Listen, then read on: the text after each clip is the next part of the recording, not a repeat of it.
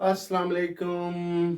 आज हम लाए हैं 10th क्लास के लिए एक और यूनिट जिसमें हम डिस्कस करेंगे मेटल्स एंड नॉन मेटल्स। चूंकि आपके एग्जाम आने वाले हैं तो बेटा हम इसको रिवीजन लेक्चर बोलेंगे, क्योंकि ये वाला लेक्चर आपके एग्जाम ओरिएंटेड लेक्चर होगा और इसमें आप ये कंप्लीट यूनिट जो है within a short span of time you will completely revise the whole unit. ठीक है, वेरी गुड। दूसरी बात, इसमें हम कोशिश करेंगे टेक्स्ट बुक में जो भी पॉइंट टच हुआ है बेटा उसको हम कवर करेंगे, क्योंकि जो पेपर बनता है वो टेक्स्ट बुक से बनता है। ठीक है बेटा, वेरी गुड। तो without wasting time let me first start the unit with the difference between metals and non metals. जो मेटल्स और नॉन मेटल्स हैं उनकी डिफरेंस से हम यूनिट स्टार्ट करेंगे। मैंने यहाँ पे डिफरेंसेस लिख के रखी हैं। जो पॉइंट मुझे यहाँ पे बताने हैं मैं हर कोई पॉइंट यहाँ पे टच करूंगा। ठीक है बेटा, very good. As far as metals are concern बेटा, जो मेटल्स होते हैं, मेटल की फिजिकल स्टेट जब हम देखते हैं they are generally solids, they are generally solids. ठीक है बेटा, वेरी गुड। इसमें एक्सेप्शन आती है, वही एक्सेप्शंस आपको याद रखनी है क्योंकि एग्जाम में आपको कॉन्सेप्चुअल क्वेश्चंस भी पूछे जाते हैं। ठीक है बेटा, वेरी गुड। यहां पे हम देखेंगे कि जो हमारे पास मेटल्स है उनमें उनमें हमारे पास एक्सेप्शन आती है, दैट इज मरकरी। जो मरकरी होता है बेटा, mercury is a liquid at room temperature. This is very simple, I think all of you know this. तो बेटा हम बोलेंगे कि metals are generally solids except mercury which is liquid at room temperature. ठीक है बेटा, बेसिकली जो ये मेटल और नॉन मेटल क्लासिफिकेशन है बेटा, ये दी थी लेविजर ने। लेविजर ने ये एलिमेंट्स को क्लासिफाई किया था into metals and non metals. जहां तक पीरियोडिक टेबल की बात है, जो अभी हमने near about we have 118 elements in the periodic table, और आउट ऑफ दैट बेटा अगर हम देखेंगे most of the elements are metals, non metals बहुत कम है। ठीक है बेटा, वेरी गुड। लेकिन जहां तक नॉन मेटल्स की बात है बेटा, जो नॉन मेटल्स होते हैं, नॉन मेटल सॉलिड भी होते हैं और गैस भी होते हैं। ठीक है बेटा, इसमें भी एक्सेप्शन आती है। एक्सेप्शन यहां पे है बेटा, जो ब्रोमीन होता है, ब्रोमीन, जो ब्रोमीन होता है that is liquid at room temperature. ठीक है बेटा, bromine is a liquid at room temperature. ठीक है, वेरी गुड। उसके बाद है दूसरी प्रॉपर्टी दैट इज हार्डनेस। ठीक है बेटा, ये जो चूंकि यहां पे हम देखेंगे बेटा, जो मेटल्स होते हैं बेटा, चूंकि वो सॉलिड्स होते हैं, सॉलिड्स क्लोजली पैक्ड होंगे। जब क्लोजली पैक्ड होंगे तो डेफिनेटली वो हार्ड होंगे। ठीक है बेटा, वेरी गुड। तो जो और एक बात है कि मेटल्स में मेटेलिक बॉन्ड होता है और मेटेलिक बॉन्ड एक स्ट्रॉन्ग बॉन्ड होता है बेटा, इसलिए जो मेटल्स होते हैं दे आर हार्ड। ठीक है बेटा, वेरी गुड। तो हम बोलेंगे जो मेटल्स होते हैं that are those are generally hard, but यहां पे याद रखना है बेटा कि मेटल्स की हार्डनेस जो होती है बेटा that differs from metal to metal. वो मेटेलिक बॉन्ड की स्ट्रेंथ पे डिपेंड करता है। कुछ मेटल्स बहुत सॉफ्ट होते हैं, आई एम सेइंग कुछ मेटल्स बहुत सॉफ्ट होते हैं, क्योंकि वो इतने सॉफ्ट होते हैं कि उनको हम चाकू से भी काट सकते हैं। तो I can say they will come in the exception of this. तो हम बोलेंगे जनरली मेटल्स आर हार्ड। ठीक है बेटा, because of the presence of metallic bond is strong bond. लेकिन यहां पे एक्सेप्शन आती है बेटा, कुछ मेटल्स बहुत सॉफ्ट होते हैं, लाइक सोडियम, पोटेशियम, लिथियम। ठीक है बेटा, वेरी गुड। सीजियम भी इसमें आता है। तो ये हम बोलेंगे कि दीज मेटल्स आर सॉफ्ट। ठीक है बेटा, वेरी गुड। यहां पे जब नॉन मेटल्स की बात आएगी बेटा, जो नॉन मेटल्स होते हैं दे आर सॉफ्ट। ठीक है बेटा, नॉन मेटल्स जनरली क्या होते हैं, सॉफ्ट होते हैं। लेकिन कुछ नॉन मेटल्स ऐसे हैं जो बहुत हार्ड होते हैं, लाइक आपने सुना होगा डायमंड। डायमंड जो है that's N allotrope of carbon. जब वो कार्बन का एलोट्रॉप है, carbon is a non metal, और हम बोलेंगे बेटा तो यहां पे जो डायमंड फॉर्म है उस कार्बन की दैट इज हार्ड। ठीक है बेटा, in fact diamond is the hardest naturally occurring substance. ठीक है बेटा, तो हम बोलेंगे यहां पे भी एक्सेप्शन हम लाएंगे। तो एक्सेप्शन में इसमें आएगा बेटा डायमंड। जो डायमंड होता है बहुत हार्ड होता है, in fact it is the hardest, I am saying hardest naturally occurring, naturally existing substance. ठीक है बेटा, वेरी गुड। उसके बाद है कंडक्टिविटी। कंडक्टिविटी में हम देखते हैं कि एक सबस्टेंस जो है whether that will conduct heat और इलेक्ट्रिसिटी। हीट और इलेक्ट्रिसिटी उसमें कंडक्ट होगी कि नहीं होगी। ठीक है बेटा, वेरी गुड। जो मेटल्स होते हैं बेटा, मेटल्स और good conductors of heat and electricity. मैं आपको एक मिसाल देता हूं। फॉर एग्जांपल, हमारे घर में जो तारें होती है बेटा, वो मेटल की होती है। कॉपर वायर्स हमारे पास होती है, कॉपर इज ए मेटल। और बेटा बेटा वो जो है that's a good conductor of electricity. ठीक है बेटा, तो मेटल्स हम बोलेंगे कि दे आर गुड कंडक्टर्स। और एक बात, अगर हम फॉर एग्जांपल लोहे की राड को एक साइड हम आग में रखेंगे, तो कुछ टाइम के बाद जो दूसरा साइड होगा वो भी गर्म होगा, तो इसका मतलब है कि हीट की कंडक्शन भी हो गई। ठीक है बेटा, तो हम बोलेंगे कि मेटल्स जो होते हैं दे आर गुड कंडक्टर्स। ठीक है बेटा, what good conductors of what, good conductors of heat and electricity. ठीक है बेटा, they are good conductors of heat and electricity. ठीक है बेटा, वेरी गुड। इसमें याद रखना है कि यहां पे जो कंडक्शन होती है मेटल्स की, वो भी वैरी करती है। ये आपने इलेक्ट्रिसिटी यूनिट जब पढ़ा होगा बेटा, फिजिक्स में जब आपने इलेक्ट्रिसिटी यूनिट पढ़ा होगा, वहां पे भी आप देखते हो कि कंडक्टिविटी जो होती है दैट वैरीज। कंडक्टर की कंडक्टिविटी जो होती है दैट वैरीज। ठीक है बेटा, तो इसी तरह मेटल्स जो होते हैं बेटा, इनकी कंडक्टिविटी भी वैरी करती है। ठीक है, वेरी गुड। इसलिए बेटा यहां पे हम बोलेंगे जो कंडक्शन बहुत ज्यादा दिखाएगा उसको हम बोलेंगे दैट इज वन और that is the best conductor.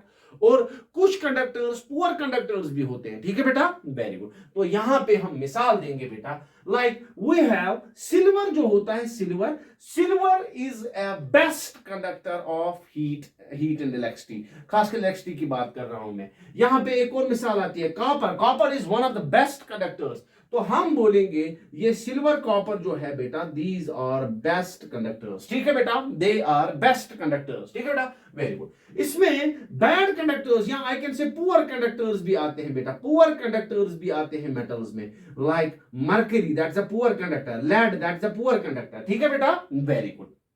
तो हम यहां पे बोलेंगे बेटा कि मेटल्स जो होते हैं, मेटल्स और गुड कंडक्टर्स ऑफ इलेक्ट्रिसिटी। ठीक है बेटा, वेरी गुड। अगर हम नॉन मेटल्स की बात करेंगे बेटा, जो नॉन मेटल्स होते हैं दे आर इंसुलेटर्स और I can say they are bad conductors. ठीक है बेटा, उनमें कंडक्शन नहीं होती है। लेकिन बेटा यहां पे भी एक एक्सेप्शन आती है बेटा। अगर हम एक्सेप्शन देखेंगे, यहां पे ग्रेफाइट एक बहुत बड़ी एक्सेप्शन है। जो ग्रेफाइट होता है, graphite is a good conductor of electricity. ठीक है बेटा, वेरी गुड। ग्रेफाइट जो है वो बहुत ही अच्छा कंडक्टर है। ठीक है, क्योंकि उसमें आपने पढ़ा होगा कि उसमें फ्री इलेक्ट्रॉन्स होते हैं। ठीक है बेटा, वेरी गुड। तो उसके बाद अगर हम देखेंगे एक और character that's called malleability. What do you mean bye malleability? Malleability का मतलब होता है जब एक सबस्टेंस से हम शीट्स बना सकते हैं। When a substance can be drawn into thin sheets, we say that substance is malleable. वो सबस्टेंस मैलिएबल है जिससे हम थिन शीट्स काट सकते हैं। ठीक है बेटा, very good.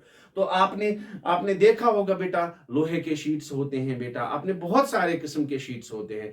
For example silver foil जो होती है वो शीट जैसी होती है बेटा। तो हम बोलेंगे कि मेटल्स जो होते हैं they can be drawn into sheets और I can say they are malleable. ठीक है, दे आर मैलिएबल। ठीक है बेटा। As far as malleability is concern, malleability की बात अगर हम करेंगे बेटा, गोल्ड जो है, गोल्ड बहुत ही अच्छा मैलिएबल सबस्टेंस है या मेटल है। ये एक बेस्ट मैलिएबल सबस्टेंस है। ठीक है बेटा, वेरी गुड। इसमें सिल्वर भी आता है। Silver is one more example. Silver जो है बेटा, silver is also one of the best malleable substances. ठीक है बेटा, one of the best malleable metals. ठीक है बेटा, वेरी गुड। उसके बाद नॉन मेटल्स की बात, जो नॉन मेटल्स होते हैं बेटा दे आर नॉन मैलिएबल। ठीक है बेटा, दे आर नॉन मैलिएबल। इनको हम शीट्स में ट्रांसफॉर्म नहीं करते। ठीक है बेटा, वेरी गुड। उसके बाद ductility. Now what do you mean bye ductility?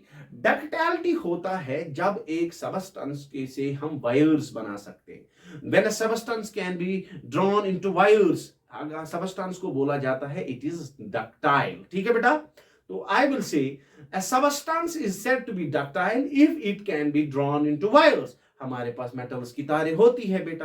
तो हम बोलेंगे जो मेटल्स होते हैं दे आर डक्टाइल, ठीक है बेटा, they are ductile because they can be drawn into wires. आपने कॉपर की तारें देखी होगी, बहुत सारी किस्म की तार, एल्युमिनियम की तार देखी होगी आपने, बहुत सारी तारें आपने देखी होगी, ठीक है बेटा, वेरी गुड।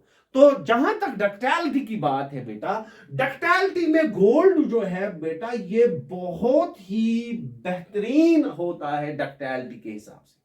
डक्टाइलिटी में हम बोलेंगे गोल्ड जो है ये डक्टाइलिटी बहुत अच्छी, या आई कैन से it possesses this, as far as ductility is concerned, it is one of the best metals, ठीक है बेटा, ये बहुत ही ज्यादा डक्टाइल सबस्टेंस है।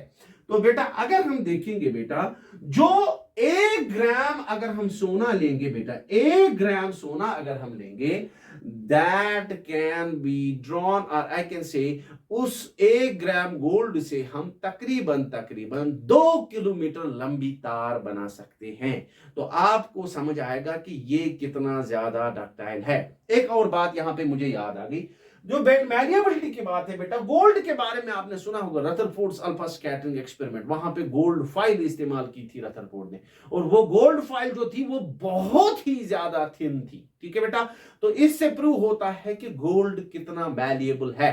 सिमिलरली जो गोल्ड है बेटा ये डक्टाइल भी बहुत ज्यादा है, क्योंकि मैंने बोला था 1 ग्राम से हम तकरीबन 2 किलोमीटर लेंथ वाली वायर बना सकते हैं। इसके बाद और टंगस्टन भी एक एलिमेंट है बेटा, टंगस्टन से हम इतनी पतली तार बना सकते हैं कि दैट इज इनविजिबल, ठीक है बेटा। तो इसका मतलब है ये बहुत ज्यादा डक्टाइल है, ठीक है बेटा, ये बहुत ज्यादा डक्टाइल है। As far as non-metals are concerned, non-metals are said to be non, or I can say they are not ductile. उनसे हम वायर्स नहीं बनाते, ठीक है बेटा। हालांकि कार्बन फाइबर्स आपने सुना, कार्बन फाइबर जो है बेटा वहां पे वो नॉन मेटल्स में आता है बेटा, और उनसे तारें बनती है, ठीक है बेटा, वेरी गुड। या उनको हम तारों में ट्रांसफर कर सकते हैं, ठीक है, वेरी गुड। जनरली जो नॉन मेटल्स होते हैं दे आर नॉट डक्टाइल, ठीक है बेटा, वेरी गुड। उसके बाद एक और प्रॉपर्टी है दैट्स कॉल्ड लस्टर। ये मैंने इसलिए लिखा है, पहले ही लिख के रखा है बेटा, क्योंकि इससे आपको आपका टाइम बच जाएगा, ठीक है, वेरी गुड। उसके बाद है लस्टर। लस्टर हम बोलते हैं जब एक सबस्टेंस जो होगा उसकी सरफेस जो होगी दैट विल बी शाइनी, और आई कैन से उसमें लस्टर होगा, ठीक है बेटा, वेरी गुड। जो मेटल्स होते हैं दोज आर लस्टरस। अगर आपको पता भी होगा जो गोल्ड होता है उसमें उसकी चमक होती है, बहुत ज्यादा चमक होती है बेटा। तो हम बोलेंगे कि मेटल्स जो होते हैं दे पॉजेस लस्टर, और I can say they are lustrous. यहां पे आप एग्जांपल्स दे सकते हो, कॉपर, यहां पे आप एग्जांपल देख सकते हो, गोल्ड।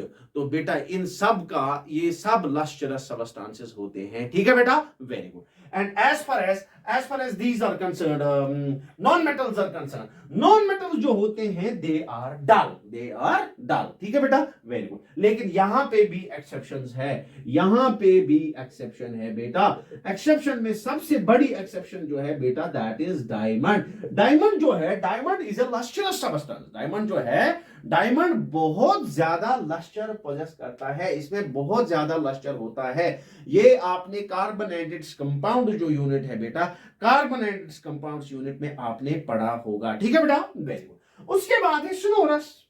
सोनोरस क्या होता है? सोनोरस उस सबस्टेंस को, उस प्रॉपर्टी को हम बोलते हैं जहां पे एक सबस्टेंस को हिट करने पे साउंड प्रोड्यूस होगी, ठीक है बेटा, वेरी गुड। और मेटल्स जो होते हैं, आपने देखा होगा स्कूल्स में जो होती हैं बेल्स होती हैं बेटा, हालांकि वो ब्रास की होती है ज्यादातर। ब्रास जो है that's N alloy, alloy is a mixture of metals. तो बेटा हम बोल जो मेटल्स होते हैं, आप अगर लोहे को स्ट्राइक करोगे बेटा दैट प्रोड्यूसेस साउंड, तो हम बोलेंगे बेटा जो ये मेटल्स होते हैं they can produce sound when they are beaten. तो बेटा हम बोलेंगे बेटा कि मेटल्स जो होते हैं दोज आर सोनोरस, ठीक है, वेरी गुड। इसमें एक एग्जांपल दे सकते हो, सुनो ये स्कूल बैग। जो नॉन मेटल्स होते हैं बेटा वो सोनोरस नहीं होते, ठीक है, वेरी गुड। जहां तक मेल्टिंग पॉइंट और बॉइलिंग पॉइंट की बात है, क्योंकि अगर आपको याद होगा मैंने बोला था कि मेटल्स में जो होता है मेटेलिक बॉन्ड होता है, और मेटेलिक बॉन्ड एक स्ट्रॉन्ग बॉन्ड है। जब स्ट्रॉन्ग बॉन्ड होगा तो डेफिनेटली बेटा मेल्टिंग पॉइंट और बॉइलिंग पॉइंट जो होगा वो बहुत ज्यादा होगा। ठीक है बेटा, तो हम बोलेंगे बेटा कि मेटल्स जो होते हैं बेटा जनरली इनका मेल्टिंग पॉइंट जो होता है या बॉइलिंग पॉइंट जो होता है वो बहुत ज्यादा होता है। ठीक है बेटा, तो हम बोलेंगे कि metals have high melting point. ठीक है बेटा, even boiling point also, metals have high melting and boiling point. ठीक है बेटा, लेकिन कुछ मेटल्स जो है बेटा उनका मेल्टिंग पॉइंट बहुत कम होता है। जैसे आपका मरकरी है बेटा, मरकरी का मेल्टिंग पॉइंट इतना कम है, रूम टेम्परेचर से कम है, तभी तो वो लिक्विड है। तो बेटा इसका मतलब है क्योंकि लिक्विड फॉर्म में वही एग्जिस्ट होता है रूम टेम्परेचर पे जिसका मेल्टिंग पॉइंट रूम टेम्परेचर से कम होगा। तो हम बोलेंगे बेटा जो मरकरी है, मरकरी का मेल्टिंग पॉइंट बहुत कम है। इसके अलावा दो और मेटल्स हैं जो सॉलिड फॉर्म में होते हैं लेकिन उनका मेल्टिंग पॉइंट जो है वो बहुत कम होता है बेटा। उसमें मिसाल आती है बेटा, एक हमारे पास है सीजियम और एक हमारे पास है गैलियम। ये दो मेटल जो है बेटा these are low melting solids. ये बहुत कम मेल्टिंग पॉइंट होता है इनका। इनका मेल्टिंग पॉइंट उतना कम होता है कि even they melt when placed on your palm. अगर आप अपनी हथेली पे अगर आप रखोगे बेटा, अगर आप अपनी हथेली पे रखोगे सीजियम ये गैलियम को, इनका मेल्टिंग पॉइंट इतना कम है कि ये आपके बॉडी टेम्परेचर से भी मेल्ट होते हैं। ठीक है बेटा, वेरी गुड, समझ आ रहा है, वेरी गुड। इसमें आप मरकरी भी मिसाल दोगे क्योंकि मरकरी जो है that is also a metal और उसका मेल्टिंग पॉइंट जो है वो भी कम है। ठीक है बेटा, तो हम बोलेंगे दीज आर एक्सेप्शन, जनरली उनका मेल्टिंग पॉइंट बहुत ज्यादा होता है। ठीक है बेटा, वेरी गुड। इसके बरक्स अगर आप नॉन मेटल्स की बात करेंगे बेटा, जो नॉन मेटल्स होते हैं बेटा they have low melting and boiling points. यहां पे भी एक्सेप्शन है, यहां पे भी एक्सेप्शन, क्योंकि अगर आपने सुना होगा बेटा जो डायमंड होता है उसका मेल्टिंग पॉइंट बहुत ज्यादा होता है। एक्सेप्शन यहां पे लिखूंगा, एक्सेप्शन अगर हम डायमंड देखेंगे, डायमंड का मेल्टिंग पॉइंट जो होता है वो बहुत ज्यादा होता है क्योंकि उसका 3 डायमेंशनल नेटवर्क स्ट्रक्चर होता है। ठीक है बेटा, वेरी गुड। ग्राफाइट भी इसमें बहुत एक्सेप्शन है क्योंकि उसका मेल्टिंग पॉइंट भी बहुत ज्यादा होता है। ठीक है बेटा, ठीक है, वेरी गुड। तो हम these are the general differences between metals and non metals. इसके अलावा भी कुछ डिफरेंसेस है बेटा, लाइक जब हम मेटल्स की बात करते हैं बेटा, मेटल्स जो होते हैं, मेटल्स की टेंडेंसी होती है that they lose electrons, they have tendency to lose electrons. ठीक है, वेरी गुड।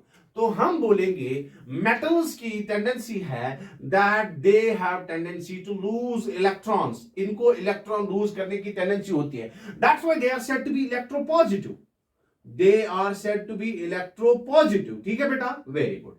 अगर हम नॉन मेटल्स की बात करेंगे बेटा, they have tendency to gain electrons, ये इलेक्ट्रॉन्स गेन करने की टेंडेंसी रखते हैं, तो हम बोलेंगे दे आर इलेक्ट्रोनेगेटिव। ठीक है बेटा, इलेक्ट्रोनेगेटिव। ठीक है, वेरी गुड। क्योंकि अगर हम सोडियम देखेंगे फॉर एग्जांपल, ये लूज करेगा electron, it will become Na positive. ठीक है बेटा, तो हम बोलेंगे it is electropositive, it has tendency to lose electron. ठीक है बेटा, वेरी गुड। लेकिन बेटा एक बात याद रखना, हाइड्रोजन जो है वो नॉन मेटल है, नॉन मेटल है, लेकिन वो electropositive as well as electronegative character दिखाता है, दैट्स एन एक्सेप्शन।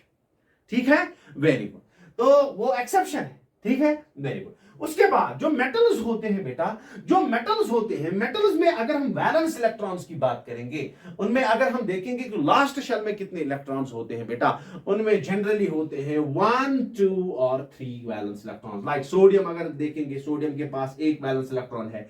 अगर कैल्शियम देखेंगे उसके पास 2 है बेटा। अगर हम फॉर एग्जांपल एल्युमिनियम देखेंगे उसके पास 3 इलेक्ट्रॉन्स है। ठीक है बेटा, वेरी गुड, समझ आ रहा है, वेरी गुड। तो मेटल्स में, मेटल्स की वैलेंस शेल जो होती है बेटा उसमें 1, 2 या 3 वैलेंस इलेक्ट्रॉन्स होते हैं। ठीक है, वेरी गुड। और अगर हम नॉन मेटल्स की बात करेंगे, नॉन मेटल्स में 4, 5, 6 और 7, 8 जो है दो नोबल गैसेस में आता है। ठीक है बेटा, नोबल गैसेस में आता है। ठीक है, वेरी गुड।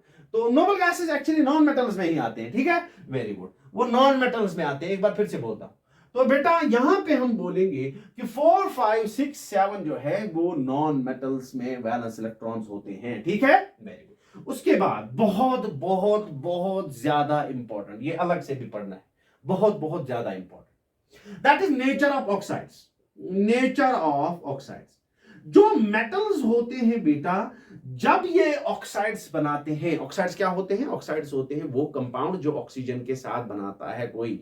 अगर मेटल मेटल जो ऑक्सीजन के साथ कंपाउंड बनाएगा उसको बोलेंगे मेटल ऑक्साइड। नॉन मेटल जो ऑक्सीजन के साथ कंपाउंड बनाएगा उसको बोलेंगे नॉन मेटल ऑक्साइड। ठीक है बेटा। जो मेटल ऑक्साइड्स होते हैं उनका नेचर जब हम देखते हैं बेटा, they are basic in nature. ठीक है। Non metal oxide sorry metal oxides are basic in nature. अगर हम नॉन मेटल्स की बात करेंगे बेटा, their oxides are acidic in nature. Their oxides are acidic in nature. ठीक है, वेरी गुड। लेकिन बेटा कुछ कुछ जो मेटल ऑक्साइड्स हैं बेटा, दे आर एम्फोटेरिक। शाबाश, दे आर एम्फोटेरिक। शाबाश। कुछ मेटल ऑक्साइड जो है वो एम्फोटेरिक ऑक्साइड्स बोला जाता है उनको। What do you mean bye amphoteric oxides? Amphoteric oxides उन ऑक्साइड्स को बोला जाता है जो एसिडिक भी होते हैं, एसिडिक बिहेवियर भी दिखाते हैं और बेसिक बिहेवियर भी दिखाते हैं। ठीक है बेटा, वेरी गुड। जब उनको एसिड के साथ ट्रीट किया जाता है तब वो बेसिक बिहेवियर दिखाते हैं, जब उनको बेस के साथ ट्रीट किया जाता है तब वो एसिडिक बिहेवियर दिखाते हैं। ठीक है बेटा। तो हम बोलेंगे such oxides are called as amphoteric oxides which show both acidic as well as basic nature. ठीक है बेटा, very good. as far as non metal oxides are concern, non metal oxide जो है बेटा ये जनरली एसिडिक होते हैं, लेकिन कुछ नॉन मेटल ऑक्साइड जो है वो न्यूट्रल होते हैं, वो न्यूट्रल होते हैं। इसमें मैं मिसाल दूंगा क्योंकि मैंने बोला था ये अलग से पढ़ना है, क्योंकि अभी हम पढ़ेंगे इसके बारे में। तो नॉन मेटल ऑक्साइड जो होते हैं they are neutral, they are also neutral. Non metal oxides are acidic but few are neutral. इसमें मिसाल आती है कार्बन मोनोऑक्साइड। ठीक है बेटा, वेरी गुड। जो ये एम्फोटेरिक ऑक्साइड्स होते हैं बेटा, एल्युमिनियम का ऑक्साइड जो है दैट इज एम्फोटेरिक, जिंक का ऑक्साइड जो है दैट इज एम्फोटेरिक। ठीक है बेटा, very good. These are few examples of these amphoteric oxides. हालांकि मैंने बोला था मैं ये डिटेल में पढ़ाऊंगा। These are the general differences between metals and non metals. ठीक है बेटा, वेरी गुड। नाउ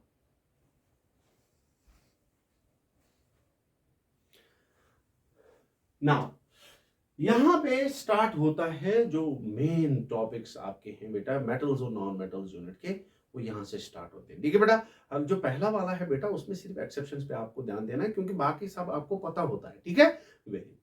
तो यहां से हम बोलेंगे these are chemical properties of metals, जब आपके आप रिएक्शंस के पे देखोगे बेटा। ठीक है। तो यहां पे पहला वाला जो है that is what happens when metals are burned in air. तो क्या होता है जब मेटल्स को हम आयर में बर्न करते हैं या हम आयर की प्रेजेंस में बर्न करते हैं, क्योंकि बर्निंग जो होती है बेटा that is actually combustion. Combustion जो होता है that is actually chemical reaction, you are burning a substance in presence of air. तो इसको हम बोल सकते हैं this is actually the reaction with air, और I can say reaction with oxygen. ठीक है, क्योंकि कंबस्शन जो हो बेटा वहां पे ऑक्सीजन के साथ रिएक्शन होती है बेटा। तो हम बोलेंगे यहां पे जो मेटल्स होते हैं बेटा they are treated with air, और I can say they are reacting with oxygen of the air. ठीक है बेटा, वेरी गुड। तकरीबन सारे मेटल्स, मैंने सारे नहीं बोले, मैंने बोला तकरीबन सारे मेटल्स जो है वो बेटा ऑक्सीजन के साथ कंबाइन होते हैं and they form metal oxides. ठीक है बेटा। तो हम यहां पे बोलेंगे जनरली जो है मेटल्स जो होते हैं बेटा वो आयर के साथ, आयर में किसके साथ? ऑक्सीजन के साथ कंबाइन होते हैं, दे फॉर्म मेटल ऑक्साइड्स। ठीक है बेटा, ये बहुत ज्यादा इंपॉर्टेंट है, बहुत ज्यादा इंपॉर्टेंट, इसमें बहुत अच्छी बातें सुनोगे आप। तो मेटल ऑक्साइड्स लाइक हम एक मिसाल देंगे, फॉर एग्जांपल कॉपर। कॉपर जो है बेटा वो आयर के साथ रिएक्ट करता है and that results in the formation of copper oxide. ठीक है बेटा, very good, it is 2 times here. Similarly for example aluminium की बात करेंगे, एल्युमिनियम ऑक्सीजन के साथ रिएक्ट करेगा, इट विल फॉर्म Al2O3। ठीक है बेटा, वेरी गुड। तो ये हमने बोला कि ये हमने मिसालें दी कि मेटल ऑक्साइड, ये कॉपर ऑक्साइड है, ये एल्युमिनियम ऑक्साइड है, तो हम बोलेंगे दीज आर मेटल ऑक्साइड्स। ठीक है बेटा, वेरी गुड। ये जो ये मेटल ऑक्साइड्स होते हैं, अभी हमने बोला था कि मेटल ऑक्साइड्स जो होते हैं they are basic in nature. ये क्या है बेटा? They are basic in nature. ठीक है, वेरी गुड। हालांकि ये तो बिल्कुल इजी है, फिर पढ़ने की क्या जरूरत थी? Basically you have to focus on the reactivity of metals towards this air. जो आयर की तरफ रिएक्टिविटी हो या आयर के साथ जब रिएक्ट करते हैं मेटल्स, उनकी रिएक्टिविटी जो होती है that depends upon the reactivity of metal. वो मेटल पे डिपेंड करती है कौन सा मेटल है। ठीक है बेटा, इसीलिए बेटा ये वाली रिएक्शन मैंने बोला था ये बहुत ज्यादा इंपॉर्टेंट है, क्योंकि आपको बहुत सारे टाइप के क्वेश्चंस यहां पे निकल सकते हैं। ठीक है वे, और हमने ये भी बोला था कि कुछ ऑक्साइड जो है वो एम्फोटेरिक भी होते हैं। एम्फोटेरिक, क्योंकि एम्फोटेरिक ऑक्साइड्स उनको बोला जाता है जो एसिडिक भी होंगे और बेसिक भी होंगे, जिनमें हमने मिसाल ऑलरेडी लिख के रखी है। This is aluminium oxide. जो एल्युमिनियम ऑक्साइड है वो both acidic as well as basic behaviour दिखाता है। अब आपको याद होगा मैंने बोला था कि एम्फोटेरिक ऑक्साइड जो होते हैं, अगर हम इसको बेस के साथ ट्रीट करेंगे तो ये एज एसिड बिहेव करेगा, अगर बेस एसिड के साथ ट्रीट करेंगे तो ये एज बेस बिहेव करेगा। तो बेटा जब एसिड और बेस आपस में मिलाया जाता है तो product that is salt and water. Let us check it out. For example, अगर हम एल्युमिनियम ऑक्साइड को अगर हम हाइड्रोक्लोरिक एसिड के साथ ट्रीट करेंगे, at that time these are the reactions which will show you the amphoteric nature of aluminum oxide। ठीक है बेटा, वेरी गुड। जो एल्युमिनियम ऑक्साइड है जब हम HCl के साथ इसको ट्रीट करेंगे, it results in the formation of AlCl3 plus water. ठीक है बेटा, ये जो है बेटा this is salt and this is water, तो हम बोलेंगे this is a neutralisation reaction. Here it was acid then it is a base, simple. अगर हम फॉर एग्जांपल Al2O3 को सोडियम हाइड्रोक्साइड के साथ ट्रीट करेंगे, sodium hydroxide is a base, now this will behave as acid and it results in the formation of NaAlO2। this is called sodium aluminate। ठीक है, very good, and it results in the formation of water। तो यहां पे भी salt और water बन गया, तो यहां पे भी इसने साल्ट वाटर बनाया, यहां पे भी साल्ट वाटर बनाया। इसमें आपने एसिड के साथ ट्रीट करा है, इसमें आपने बेस के साथ ट्रीट करा है। तो here it has behaved as base and here it has behaved as acid। So we will say it shows both acidic as well as basic nature, so it is an amphoteric oxide। ठीक है बेटा, very good, बहुत ज्यादा important है। ठीक है, अभी मैंने आपको दिया था इशारा कि जो ये रिएक्शन आपने पढ़नी है बेटा, इस रिएक्शन में आप डिस्कस करोगे nature of reactivity of metals towards air. ठीक है बेटा, वेरी गुड। जो मेटल्स होते हैं बेटा उनकी रिएक्टिविटी जो है आयर की तरह वो डिफरेंट होती है। लाइक फॉर एग्जांपल, अगर हम सोडियम पोटेशियम की बात करेंगे, पहले से स्टार्ट करता हूं। सोडियम पोटेशियम की बात अगर हम करेंगे बेटा, ये सोडियम पोटेशियम को जैसे ही आयर की तरफ एक्सपोज किया जाता है, they react with air violently.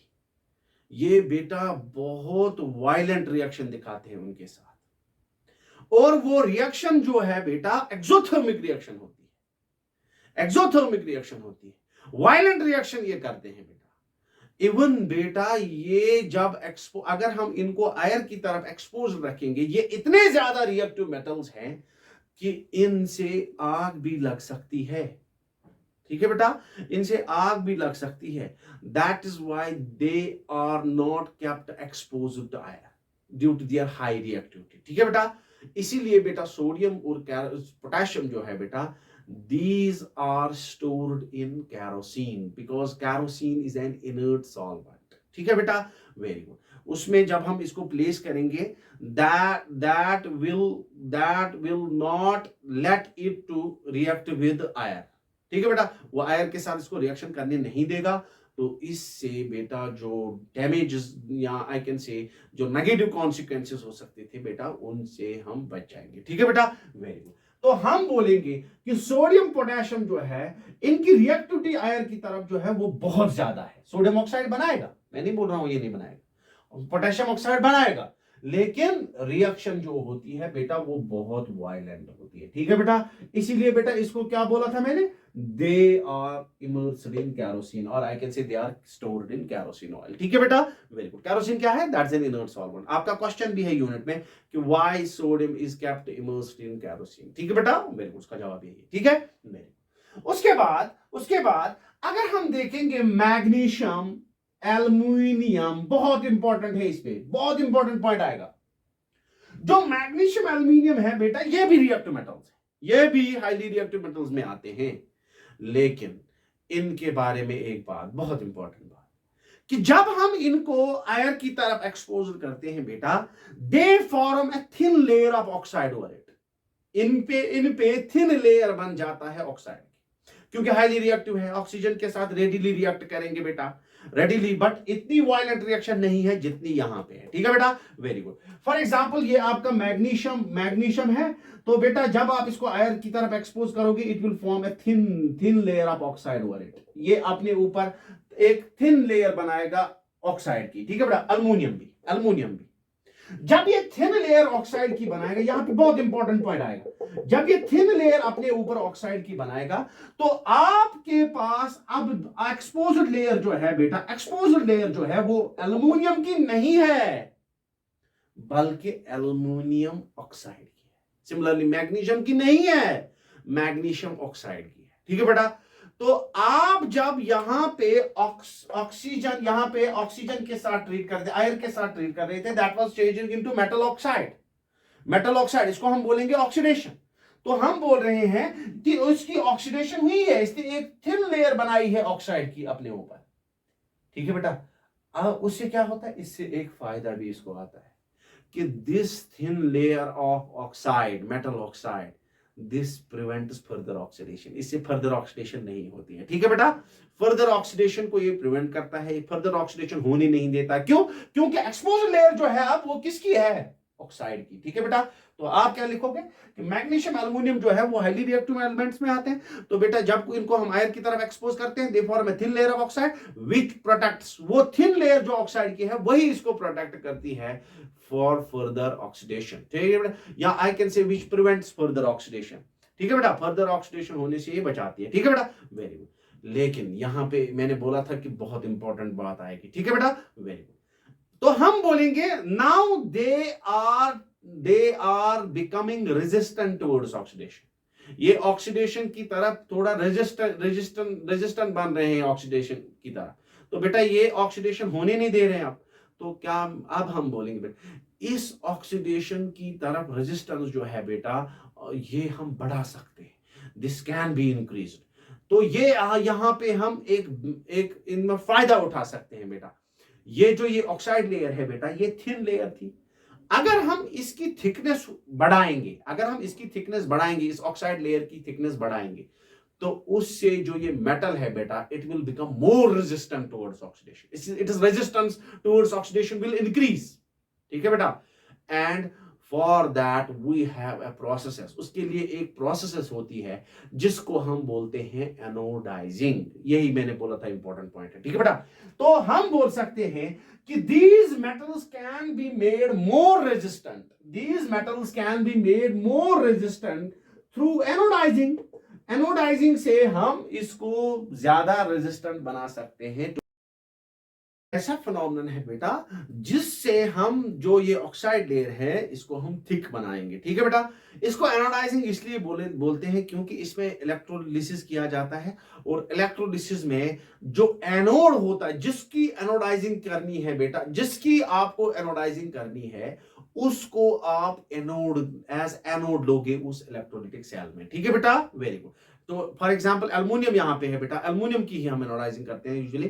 तो बेटा एनोडाइजिंग में आप एल्युमिनियम, प्योर एल्युमिनियम ऑर्टिकल को बेटा आप एज एनोड बनाओगे। उस इलेक्ट्रोलिटिक सेल में जो ऑक्सीजन रिलीज होगा बेटा, उसको एल्युमिनियम अब्सॉर्ब करेगा, और उसके साथ रिएक्ट करेगा एल्युमिनियम, और बेटा वहां पे एल्युमिनियम ऑक्साइड का कंटेंट जो है वो बढ़ता जाएगा। उससे जो एल्युमिनियम ऑक्साइड लेयर है बेटा वो थिक बनेगी, और जो वो एल्युमिनियम आर्टिकल होगा that will become more resistant towards oxidation. ठीक है बेटा, वेरी गुड, हो गया, very good.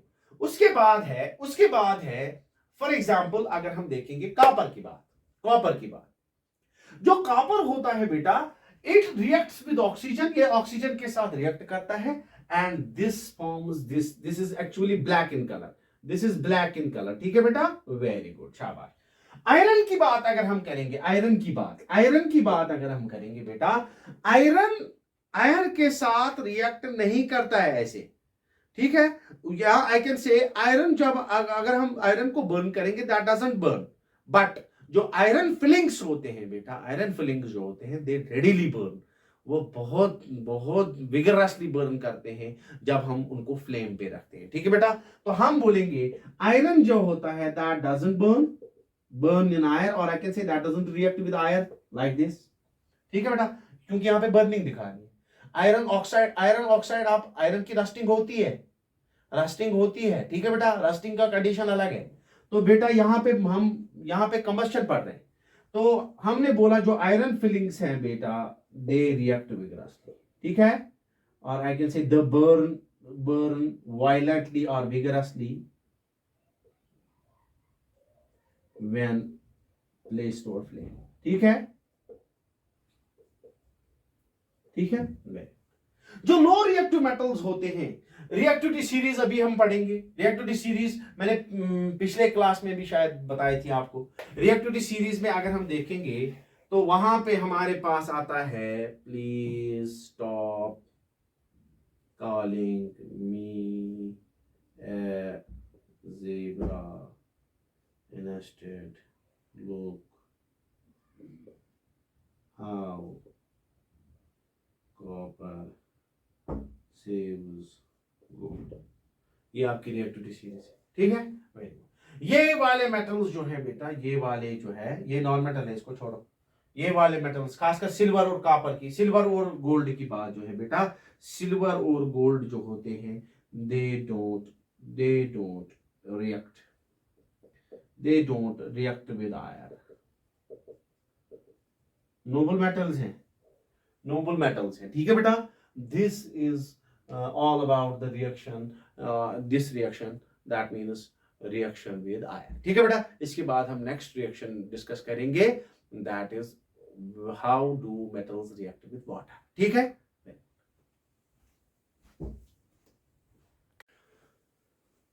now one more reaction, that is how do metals react with water। Water के साथ कैसे मेटल्स रिएक्ट करते हैं। ठीक है बेटा, जनरल हम बनाएंगे पहले, फिर हम देखेंगे कि इसमें जो रिएक्टिविटी है वो कैसे वैरी करती है। ठीक है बेटा, वेरी। जहां तक मेटल्स की बात है बेटा, जब मेटल्स वाटर के साथ ट्रीट किए जाते हैं बेटा, they result in the formation of metal oxides, और वहां पे एक गैस निकलता है दैट इज हाइड्रोजन गैस। ठीक है बेटा, वेरी गुड, शाबाश। जनरली जो मेटल्स होते हैं बेटा वो वाटर के साथ ट्रीट करने पे क्या बनाते हैं, मेटल ऑक्साइड्स, और साथ में क्या निकलता है, हाइड्रोजन गैस। ठीक है बेटा, वेरी गुड।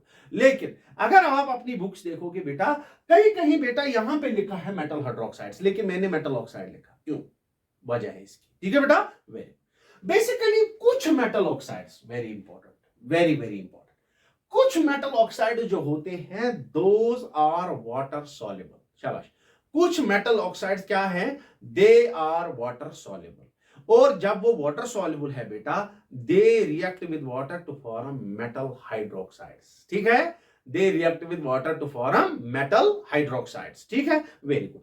तो मैंने बोला कुछ, तो इसका मतलब है वो वाला केस सिर्फ कुछ के साथ आएगा। ठीक है बेटा, तो हम बोलेंगे जब मेटल ऑक्साइड वाटर सॉल्युबल होगा बेटा, that will react with water and that will result in the formation of metal hydroxide. ठीक है, मेटल हाइड्रोक्साइड। ठीक है बेटा, इसीलिए अगर आप इन दोनों को कंबाइन करोगे, उस केस में जब आप इन दोनों को कंबाइन करोगे तो you will get metal plus water gives metal hydroxide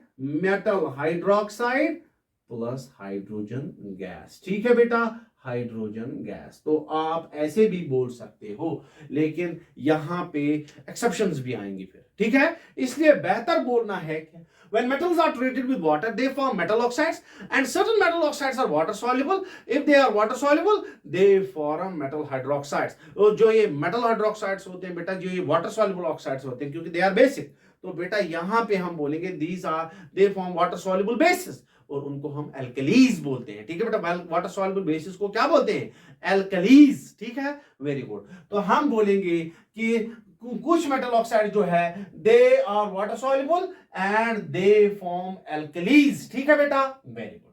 तो ये वाला उसमें आएगा। ठीक है, very now very very very important, जो वाटर के साथ रिएक्टिविटी है मेटल्स की, that also differs, that also depends upon the reactivity of metals, वो मेटल्स की रिएक्टिविटी पे डिपेंड करता है। लाइक यहां पे एक मिसाल लेंगे हम, ठीक है बेटा, वेरी गुड। जहां पे सोडियम पोटेशियम की बात है, sodium potassium, this is the reactivity order of these metals, what we call as reactivity series. I have discussed it earlier in my previous lecture, I have discussed it. तो बेटा अगर हम यहाँ पे अगर याद भी नहीं तो सिंपल याद रखना है कि यहाँ पे metals जो है they are arranged in the decreasing order of their reactivities and this series is called as reactivity series। ठीक है बेटा, इसके टॉप में जो metals हैं वो highly reactive है, जो बॉटम पे है वो low reactive metals है। ठीक है बेटा, वेरी गुड। तो पहली बात याद रखना, सोडियम और पोटेशियम जो है बेटा ये बहुत ही ज्यादा रिएक्टिव है, ये बहुत ही ज्यादा रिएक्टिव है और ये कोल्ड वाटर से भी रिएक्शन करते हैं और कोल्ड वाटर से भी वायलेंटली रिएक्शन करते हैं। ठीक है, बहुत इंपॉर्टेंट, वायलेंटली रिएक्शन करते हैं। और बेटा वो रिएक्शन जो है दैट इज हाईली एक्सोथर्मिक, उस रिएक्शन का एक प्रॉब्लम भी है, इसीलिए ये वाली रिएक्शन को अक्सर किया नहीं जाता है। ठीक है बेटा, नॉर्मल कंडीशंस में इसको किया नहीं जाता क्योंकि यहां पे आग भी लग सकती है। क्यों, वो मैं बताता हूं अभी। देखिए बेटा, हम बोलेंगे पोटेशियम या सोडियम की बात करेंगे बेटा, सोडियम जब वाटर के साथ ट्रीट किया जाएगा बेटा, it will result in the formation of sodium oxide and sodium oxide is a water soluble oxide। जब वो वाटर सॉल्युबल है तो हम बोलेंगे ये वाली रिएक्शन, यहां पे हाइड्रोक्साइड लिखना था, सॉरी, दिस इज हाइड्रोक्साइड। ठीक है बेटा, हम बोलेंगे it will result in the formation of metal hydroxide, तो हम बोलेंगे it will result in the formation of NaOH plus this hydrogen gas. ये मैंने बोला था this reaction is highly exothermic, क्योंकि यहां पे एक्सोथर्मिक रिएक्शन है, बहुत ज्यादा हीट प्रोड्यूस होगी और जब बहुत ज्यादा हीट प्रोड्यूस होगी, क्योंकि यहां पे एक गैस बन रहा है that is hydrogen gas, hydrogen gas is combustible, hydrogen gas is combustible. तो बेटा वो जो बहुत ज्यादा हीट निकलती है यहां से, उससे बेटा ये हाइड्रोजन गैस जो है बेटा ये इसमें आग लग सकती है बेटा, इट विल कैच फायर और वहां पे आग लग जाएगी। ठीक है बेटा, वेरी गुड। इसीलिए बेटा ये वाली रिएक्शन को हम ज्यादातर नहीं करते। ठीक है बेटा, तो हम बोलेंगे पोटेशियम सोडियम जो है, शाबाश, पोटेशियम सोडियम जो है they react with cold water and the reaction is highly exothermic and this can even lead to fire. ठीक है बेटा, very good, because the hydrogen gas evolved that will catch fire. ठीक है बेटा, very good. उसके बाद calcium, calcium जो है बेटा,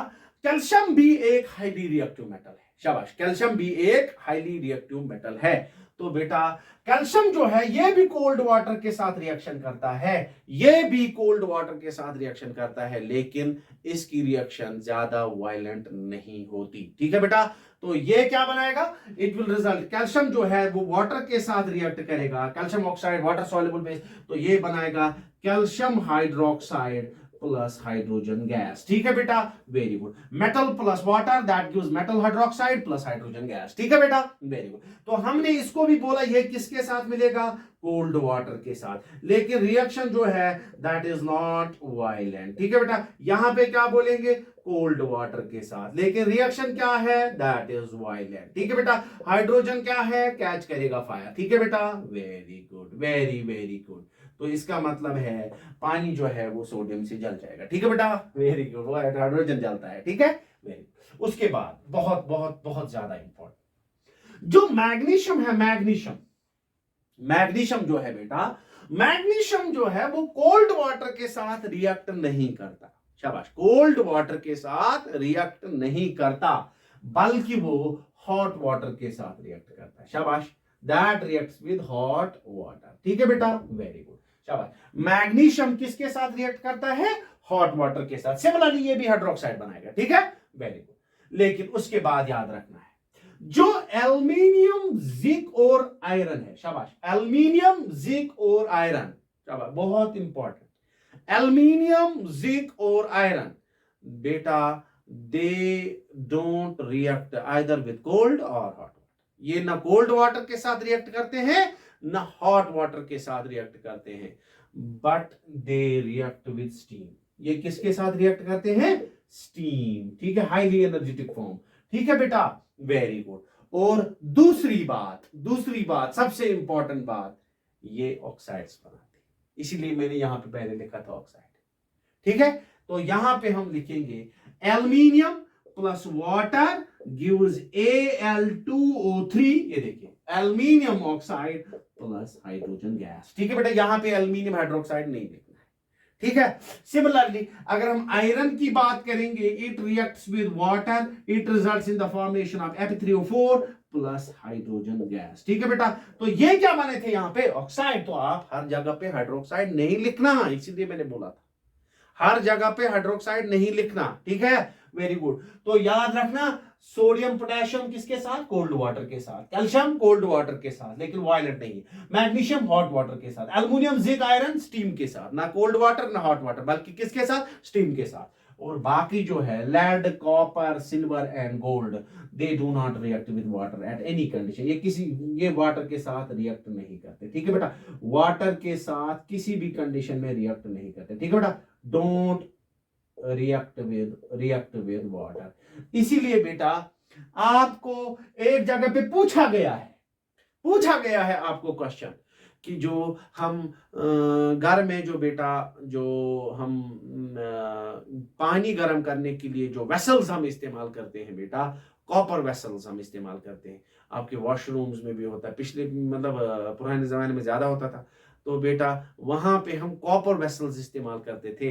तो ये आपका आंसर आएगा, क्यों इस्तेमाल करते हैं बेटा, बिकॉज शाबाश, वो किसी के साथ किसी भी फॉर्म के साथ रिएक्ट नहीं करता। ठीक है बेटा, समझ आ रहा है, वेरी गुड, शाबाश। This is reaction with water. ठीक है, now we will discuss one more reaction, you take a screenshot.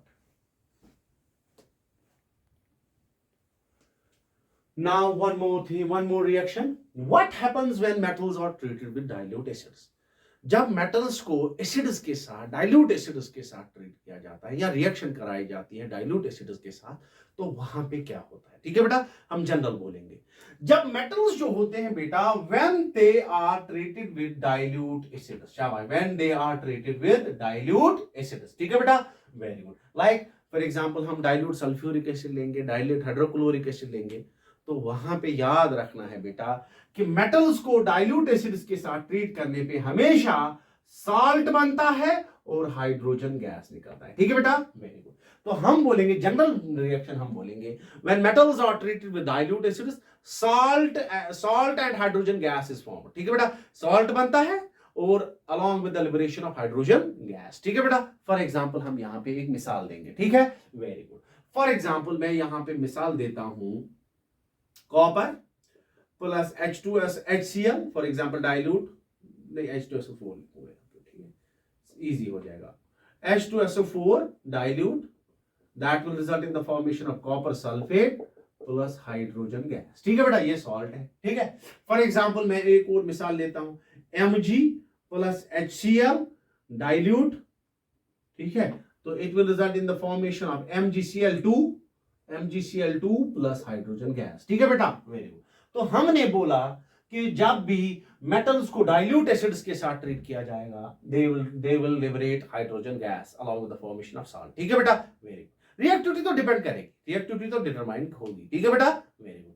लेकिन जनरली जो है metals react with dilute acids in order to liberate hydrogen gas. ठीक है बेटा, salt and hydrogen gas is formed, याद रखना है हमेशा के लिए। ठीक है, वेरी। लेकिन यहां पे बहुत बहुत बहुत ही ज्यादा इंपॉर्टेंट, बहुत ही ज्यादा इंपॉर्टेंट, ठीक है, एग्जाम ओरिएंटेड है, एग्जाम ओरिएंटेड। ठीक है, जो मेटल्स होते हैं बेटा, जब इनको डाइल्यूट नाइट्रिक एसिड के साथ, ये भी तो एसिड था ना, जब इनको डाइल्यूट नाइट्रिक एसिड के साथ ट्रीट किया जाता है, शाबाश, मेटल्स को जब किसके साथ ट्रीट किया जाता है, डाइल्यूट नाइट्रिक एसिड के साथ, तो बेटा वहां से हाइड्रोजन गैस इवॉल्व नहीं होता। ठीक है बेटा, तो हम बोलेंगे when metals are treated with dilute nitric acid, hydrogen gas is not liberated। हमने सिर्फ बोला, अभी हमने एक्सप्लेनेशन नहीं दी। आपको पूछा जाएगा why hydrogen gas is not liberated when metals are treated with dilute nitric acid। ठीक है बेटा, इसका एक रीजन है, जो ये नाइट्रिक एसिड है बेटा, it is a strong oxidising agent, शाबाश, it is a strong oxidising agent, ठीक है, शाबाश, strong oxidising agent, this is the reason behind this, ठीक है बेटा। जब मेटल्स को ट्रीट किया जाता है डाइल्यूट नाइट्रिक एसिड के साथ, तो बेटा due to the strong oxidising character of this nitric acid, ये बेटा इसकी ऑक्सीडेशन करता है, हाइड्रोजन की ऑक्सीडेशन करता है और इसको वाटर में चेंज करता है। किस में चेंज करता है? तो ये किस में चेंज होता है? वाटर में। खुद बेटा इसकी रिडक्शन होगी, ये ऑक्सीडाइज करेगा, इसको ऑक्सीडाइजिंग एजेंट होता है वो जो दूसरे को ऑक्सीडाइज करेगा, खुद ये रिड्यूस होता है और ये खुद चेंज हो जाता है किसी फॉर्म में, लाइक किसी ऑक्साइड फॉर्म में, लाइक NO N2O, किसी भी ऑक्साइड फॉर्म में चेंज होता है। लेकिन हमें वो नहीं बताना, हमें यहां पे फोकस करना है इस पे कि जो हाइड्रोजन होता है बेटा उसकी ऑक्सीडेशन होगी and that will change into water. Hydrogen रहा नहीं, हाइड्रोजन रहा नहीं, तो बेटा इसीलिए हम बोलेंगे कि जब डाइल्यूट नाइट्रिक एसिड के साथ ट्रीट किया जाता है तो तब क्या होता है बेटा, तब हाइड्रोजन गैस लिबरेट नहीं होता, ठीक है बेटा। तब क्या होता है? ऑक्सीडेशन होती है किसकी? हाइड्रोजन की, and that changes to water, ठीक है बेटा, वेरी गुड, बहुत बहुत ज्यादा इंपॉर्टेंट। लेकिन दो मेटल्स ऐसे हैं, बहुत इंपॉर्टेंट, दो मेटल्स ऐसे हैं जिनको अगर हम डाइल्यूट नाइट्रिक एसिड के साथ ट्रीट करेंगे तो वहां पे हाइड्रोजन गैस निकलती है, शाबाश। दो मेटल्स ऐसे हैं जिनको अगर हम डाइल्यूट नाइट्रिक एसिड के साथ ट्रीट करेंगे तो तब हाइड्रोजन गैस निकलती है, और वो दो मेटल्स जो है बेटा वो है मैग्नीशियम और मैंगनीज, शाबाश, मैग्नीशियम एंड मैंगनीज, ठीक है बेटा। These two metals when treated with dilute nitric acid they liberate hydrogen gas, मगर वहां पे डाइल्यूशन बहुत ज्यादा करनी पड़ती है, ठीक है बेटा, बहुत ज्यादा डाइल्यूट नाइट्रिक एसिड लेना पड़ता है और तब ये वाले मेटल्स जो है they liberate hydrogen gas. These two points are to be kept in consideration. बेटा जब आप एग्जाम में जाओ, एग्जाम देने के लिए जाओगे तो बेटा ऐसे पॉइंट्स को पहले रिवाइज कीजिए एक बार फिर से, ताकि आपको प्रॉब्लम ना हो एग्जाम में, ठीक है बेटा, very good. This was the reaction of metals with dilute acids. Now we have one more reaction, that is how do metals react with salt solutions of other metal salts, ठीक है बेटा। जो metals होते हैं वो बाकी metals के salt solutions के साथ कैसे रिएक्ट करते हैं, ठीक है बेटा, वेरी गुड।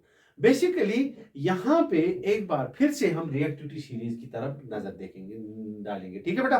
जो रिएक्टिविटी सीरीज है बेटा, रिएक्टिविटी सीरीज में हमें दिखाया गया है कि कौन सा मेटल ज्यादा रिएक्टिव है और कौन सा मेटल कम रिएक्टिव है, ठीक है बेटा, वेरी गुड। तो एक बात याद रखनी है यहां पे कि जब हम किसी मेटल को दूसरे मेटल के साल्ट सॉल्यूशन से ट्रीट करते हैं बेटा, तो वहां पे डिस्प्लेसमेंट रिएक्शन होती है, और डिस्प्लेसमेंट रिएक्शन तब होगी जब जो मेटल आप ट्रीट कर रहे हो दूसरे मेटल के साल्ट सॉल्यूशन से, जब वो मेटल उस मेटल से ज्यादा रिएक्टिव होगा। आपको मैं मिसाल दिखाता हूं। For example I am going to write copper sulphate. Copper sulphate is the salt solution of this copper, तो ये है सॉल्यूशन, ये solution of other metal salt. तो बेटा ये मेटल साल्ट है, कॉपर का साल्ट है ये, ठीक है बेटा। मान लीजिए मैंने इसको जिंक से ट्रीट कर दिया, तो I am treating the metal with the salt solution of other metal, ठीक है बेटा, very good. I am taking it aqueous solution, ठीक है बेटा, वेरी गुड। तो यहां पे याद रखना है कि यहां पे डिस्प्लेसमेंट रिएक्शन होगी, लेकिन डिस्प्लेसमेंट रिएक्शन तब होगी जब जो मेटल आप साल्ट सॉल्यूशन के साथ ट्रीट कर रहे हो किसी और मेटल के, जब वो मेटल उस मेटल से ज्यादा रिएक्टिव होगा। तो जिंक यहां पे डिस्प्लेस करेगा कॉपर को अगर जिंक कॉपर से ज्यादा रिएक्टिव है। अगर हम देखेंगे यहां पे रिएक्टिविटी सीरीज है, रिएक्टिविटी सीरीज में जिंक जो है वो कॉपर के ऊपर लाई करता है, तो इसका मतलब है बेटा zinc is more reactive than copper, then it will displace copper, ठीक है बेटा। तो यहां पे बन जाएगा जिंक सल्फेट प्लस कॉपर। तो मैं जनरल में क्या बोलूं, मैं बोलूंगा अगर हम फॉर एग्जांपल मेटल ए लेंगे, अगर हम मेटल ए लेंगे और उसको डालेंगे with the salt solution of से फॉर एग्जांपल वी से मेटल बी, ठीक है बेटा। तो क्या होगा, अगर मेटल ए मेटल बी से ज्यादा रिएक्टिव है तो वहां पे डिस्प्लेसमेंट रिएक्शन होगी, तो यहां पे बनेगा salt solution of metal A, तो बेटा यहां पे बनेगा salt solution of metal A plus metal B बाहर आएगा, तो यहां पे मेटल बी बाहर आएगा। ठीक है बेटा, वेरी गुड। तो ये हो गई डिस्प्लेसमेंट रिएक्शन। मान लीजिए अगर आपसे पूछा गया था for example zinc sulphate plus plus for example iron, what will happen, iron is less reactive than zinc, so यहां पे डिस्प्लेसमेंट नहीं होगी, यहां पे डिस्प्लेसमेंट नहीं होगी। तो इस रिएक्शन में हम सिंपली याद रखेंगे that when metals are treated with the salt solutions of other metals, displacement reaction takes place if that metal is more reactive than the metal present in the salt solution। ठीक है बेटा, very good, this is very simple। Now one more reaction is that how do metals and non-metals react? Yeah, what happens when metals are treated with non-metals? Or I can say reaction between metals and non-metals. How do metals react with non-metals? ठीक है बेटा, इसके लिए हम simple याद रखेंगे, ये आपका अलग सवाल भी यहां पे आएगा बेटा।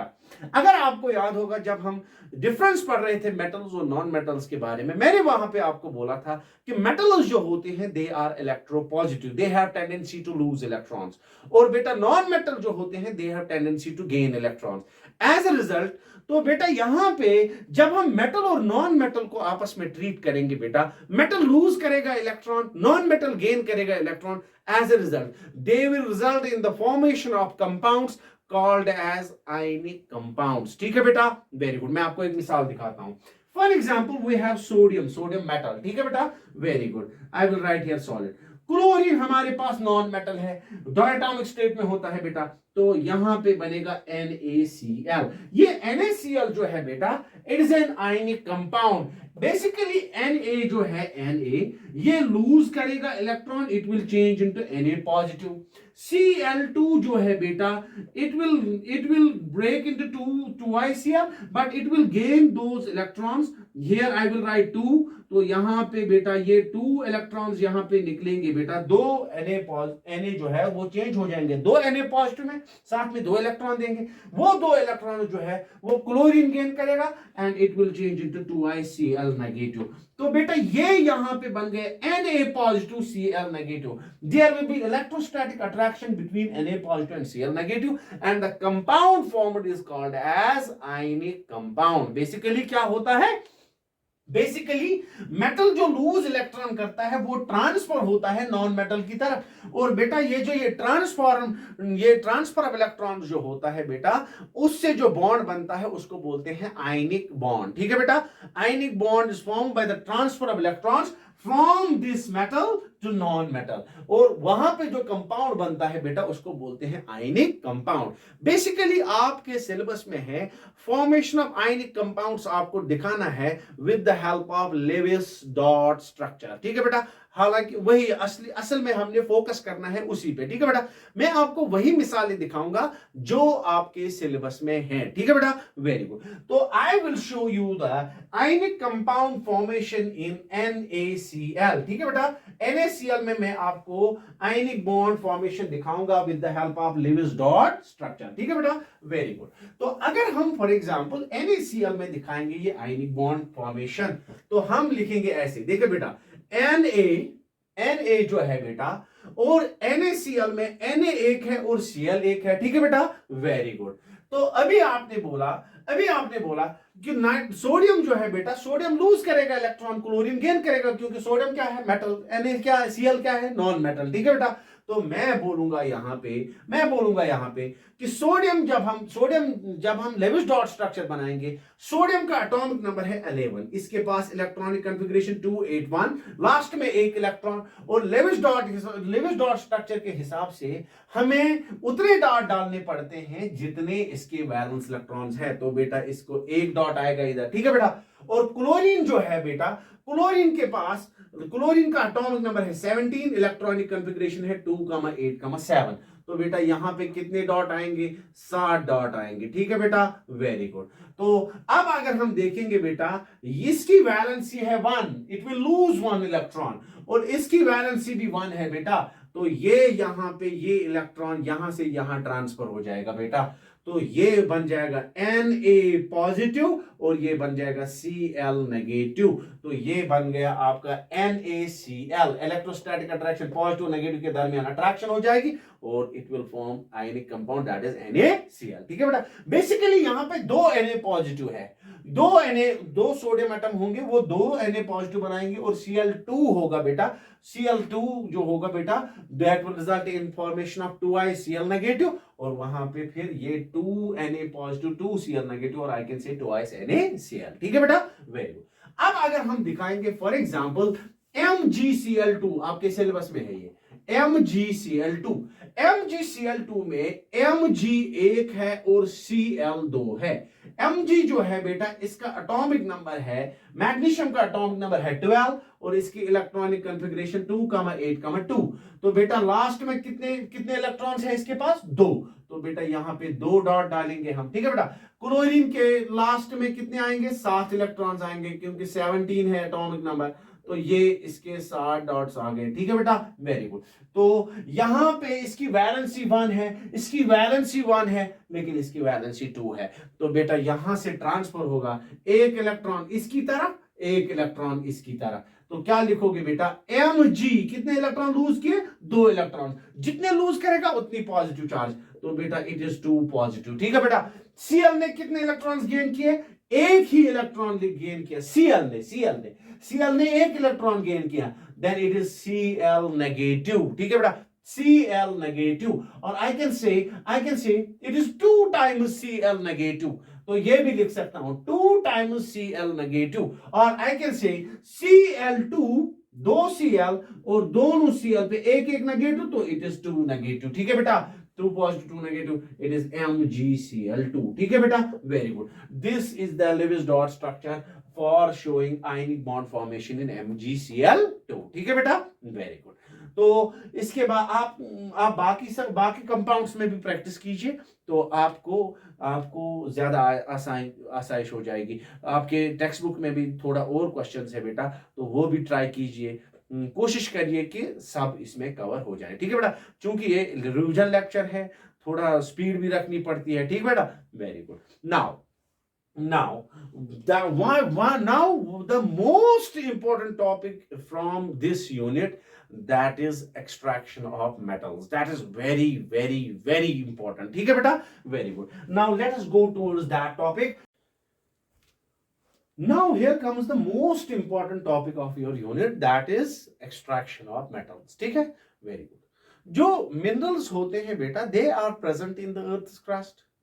और बेटा वो मिनरल्स जो होते हैं, minerals are actually the compound, minerals क्या होते हैं एक्चुअली, ये वो कंपाउंड्स होते हैं जिनमें मेटल्स प्रेजेंट होते हैं, और I can say they are a source of metals, ये मेटल्स का एक सोर्स है। ठीक है, वेरी गुड। तो ये मिनरल्स होते हैं बेटा, इन मिनरल्स से जब हम मेटल्स निकालेंगे, मेटल्स बाहर निकालेंगे, तो उस सारे फिनोमेनन को, वो जो ये प्रोसेसेस होगा बेटा, उस प्रोसेसेस को हम बोलेंगे एक्सट्रैक्शन प्रोसेसेस। ठीक है बेटा, तो एक्सट्रैक्शन प्रोसेसेस को अगर हम सिंपल अल्फाज में डिफाइन करेंगे, it is actually the process, ये वो प्रोसेस है जहां हम मेटल्स को उनके मिनरल्स से बाहर निकालेंगे। ठीक है बेटा, वेरी गुड। या आई कैन से इनके प्योर फॉर्म में हम उनको बाहर निकालेंगे उनके मिनरल्स से। ठीक है बेटा, तो वो प्रोसेस जो है that's called as extraction process. ठीक है बेटा, वेरी गुड। ये एक्चुअली सिंगल स्टेप प्रोसेस नहीं होता है, इनमें ये मल्टी स्टेप प्रोसेस होता है। ठीक है बेटा, वेरी गुड। और दूसरी बात, हमने अभी बोला था कि ये मिनरल्स होते हैं बेटा, ये क्या होते हैं, these are compounds containing what, containing metals। ठीक है बेटा, वेरी गुड। और I can say they are a source of metals, ये सोर्स है किनका, मेटल्स का। ठीक है बेटा, वेरी। जहां तक एक्सट्रैक्शन प्रोसेसेस का सवाल है बेटा, एक्सट्रैक्शन प्रोसेसेस में जब हम मिनरल्स से मेटल्स को एक्सट्रैक्ट करते हैं बेटा, तो वहां पे बहुत सारे फैक्टर्स को मद्देनजर रखना पड़ता है। क्या? जैसे ये देखना पड़ता है कि जब हम मिनरल से एक मेटल एक्सट्रैक्ट करेंगे, वो प्रोसेसेस में खर्चा कितना आएगा, वो प्रोसेस से फायदा कितना आएगा, वो प्रोसेस से मेटल कितना मिलेगा, वो प्रोसेस जो है वो कितना कॉम्प्लिकेटेड है। तो ये सारे फैक्टर्स हमने मद्देनजर रखने होते हैं। इसीलिए बेटा हर किसी किस्म का मिनरल जो होता है एक मेटल का, वो हम एक्सट्रैक्शन प्रोसेसेस के लिए इस्तेमाल नहीं करते। We use only those minerals for extraction which contain a profitable concentration of metal। ठीक है बेटा, तो हम बोलेंगे सारे मिनरल्स जो है वो एक्सट्रैक्शन प्रोसेसेस के लिए इस्तेमाल नहीं होते, बल्कि सिर्फ वो मिनरल्स एक्सट्रैक्शन के लिए इस्तेमाल होते हैं जिनमें मेटल जो होगा वो प्रॉफिटेबल कंसंट्रेशन में होगा। क्योंकि मैंने आपको बताया प्रॉफिटेबल कंसंट्रेशन का आइडिया आपको मैंने दिया, ये कि कैसे देखा जाएगा। ठीक है बेटा, वेरी गुड। और उन मिनरल्स को जिनको हम एक्सट्रैक्शन के लिए इस्तेमाल करेंगे और जिनमें ये प्रॉफिटेबल कंसंट्रेशन होता है, उन मिनरल्स के लिए एक खास नाम है व्हाट इज कॉल्ड एज ओर। ठीक है बेटा, तो हम बोलेंगे कि यहां पे एक और टर्म आती है दैट इज कॉल्ड ओर। और क्या होता है? और एक्चुअली मिनरल होते हैं, minerals containing profitable concentration of metal, profitable concentration of metal. ठीक है बेटा, वेरी गुड। उनको क्या बोलेंगे? Those are called as ores. तो क्या मैं यहां पे बोल दूं बेटा कि ओर्स जो होते हैं वो मिनरल्स होते हैं, लेकिन सारे मिनरल्स जो है वो ओर्स नहीं होते। तो I can say general statement यहां पे बनाऊंगा मैं कि all ores are minerals but all minerals are not ores. ठीक है, वेरी गुड। हालांकि आपको लग रहा होगा थोड़ा फास्ट जा रहा हूं मैं, रिविजन लेक्चर है बेटा, आपको रिवाइज करवा रहा हूं। तो बेटा डेफिनेटली आपने पढ़ा भी होगा इसको, कोशिश करूंगा मैं कि जिन्होंने नहीं पढ़ा है उनको भी थोड़ा समझ आ जाए। ठीक है बेटा, वेरी गुड। नाउ ये तो इसका मतलब है हमें ये वाला चीज चाहिए और चाहिए। ठीक है बेटा, वेरी गुड। अब आपने जमीन में तो है, अर्थ क्रस्ट में है आपका और, तो बेटा आप उसको बाहर निकालोगे, फिर आप वहां से स्टेप्स लगाओगे एक्सट्रैक्शन के लिए। तो वो सारे स्टेप जो हो they will be covered under the extraction process. ठीक है बेटा, जब एक्सट्रैक्शन प्रोसेस करते हैं बेटा, it is a step wise process. ये एक स्टेप वाइज प्रोसेस है। जब हम एक्सट्रैक्शन प्रोसेस करते हैं तो सबसे पहला स्टेप जो होता है बेटा, that is called as concentration of ore. Concentration of ore, ठीक है, कंसंट्रेशन ऑफ ओर, और आई कैन से ओर एनरिचमेंट। इसको ओर एनरिचमेंट भी बोलते हैं। तो पहला स्टेप जो एक्सट्रैक्शन प्रोसेस का है दैट इज ओर एनरिचमेंट, या हम बोलेंगे कंसंट्रेशन ऑफ ओर। तो आपको अगर एक्सट्रैक्शन प्रोसेस एक्सप्लेन करना है बेटा, तो आप क्या लिखोगे? The extraction process involve steps and the first step is concentration of ore, और आई कैन से ओर एनरिचमेंट। पहले मैं एक सिंपल तरीका बताऊंगा यहां पे, या सिंपल आइडिया दूंगा आपको कि ओर एनरिचमेंट होता क्या है। ठीक है बेटा, जब आप जमीन से ओर निकालोगे बेटा, डेफिनेटली वो ore, for example this is our ore, for example this is not actually the ore, for example this is our ore. जब आपने इसको जमीन से बाहर निकाला तो डेफिनेटली इसके साथ वो मटेरियल भी आपका बाहर आएगा बेटा। ये वाला मटेरियल, वो वाला मटेरियल भी बाहर आएगा जो आपको चाहिए ही नहीं। तो हम बोलेंगे इस मिनरल के साथ ऐसा मटेरियल भी एसोसिएटेड होगा विच इज अनवांटेड, जो हमें चाहिए ही नहीं। तो बेटा पहली बात क्या होगी, फिर पहला स्टेप क्या होगा? फिर डेफिनेटली पहला स्टेप होगा you have to remove this unwanted material. ठीक है बेटा, वेरी गुड। एक और बात, ये अनवांटेड मटेरियल ओर के साथ एसोसिएटेड होता है, ओर के साथ जो एसोसिएटेड होता है व्हाट, दिस अनवांटेड मटेरियल। ये अनवांटेड मटेरियल क्या हो सकता है? ये क्ले भी हो सकती है, ये रॉक पीसेस भी हो सकते हैं, है कि नहीं? ये सैंड भी हो सकता है, ये फॉर एग्जांपल कुछ और भी हो सकता है जो आपको नहीं चाहिए बेटा। तो आप उसको बोलोगे this is unwanted material associated with the ore. तो पहला स्टेप होगा that you have to remove that unwanted material. ठीक है बेटा, वो जो ये अनवांटेड मटेरियल है और के साथ, उसको बेटा बोलते हैं गैंग। क्या बोलते हैं बेटा? गैंग। ठीक है, वेरी गुड। तो what will you define, how will you define gang? You will say gang is the unwanted material associated with ore। जो ore के साथ unwanted material associated है उसको क्या बोलेंगे बेटा? That is called as associated with ore, that is called as gang। ठीक है बेटा, तो क्या मैं बोल सकता हूं कि पहला काम जो एक्सट्रैक्शन का होगा that is removal of this gang। तो यहां पे मैं बोलूंगा रिमूवल ऑफ गैंग। ठीक है बेटा, इसी को बेटा बोलते हैं कंसंट्रेशन ऑफ ओर, और इसी को बोलते हैं enrichment of ore. You are actually increasing the concentration of ओर।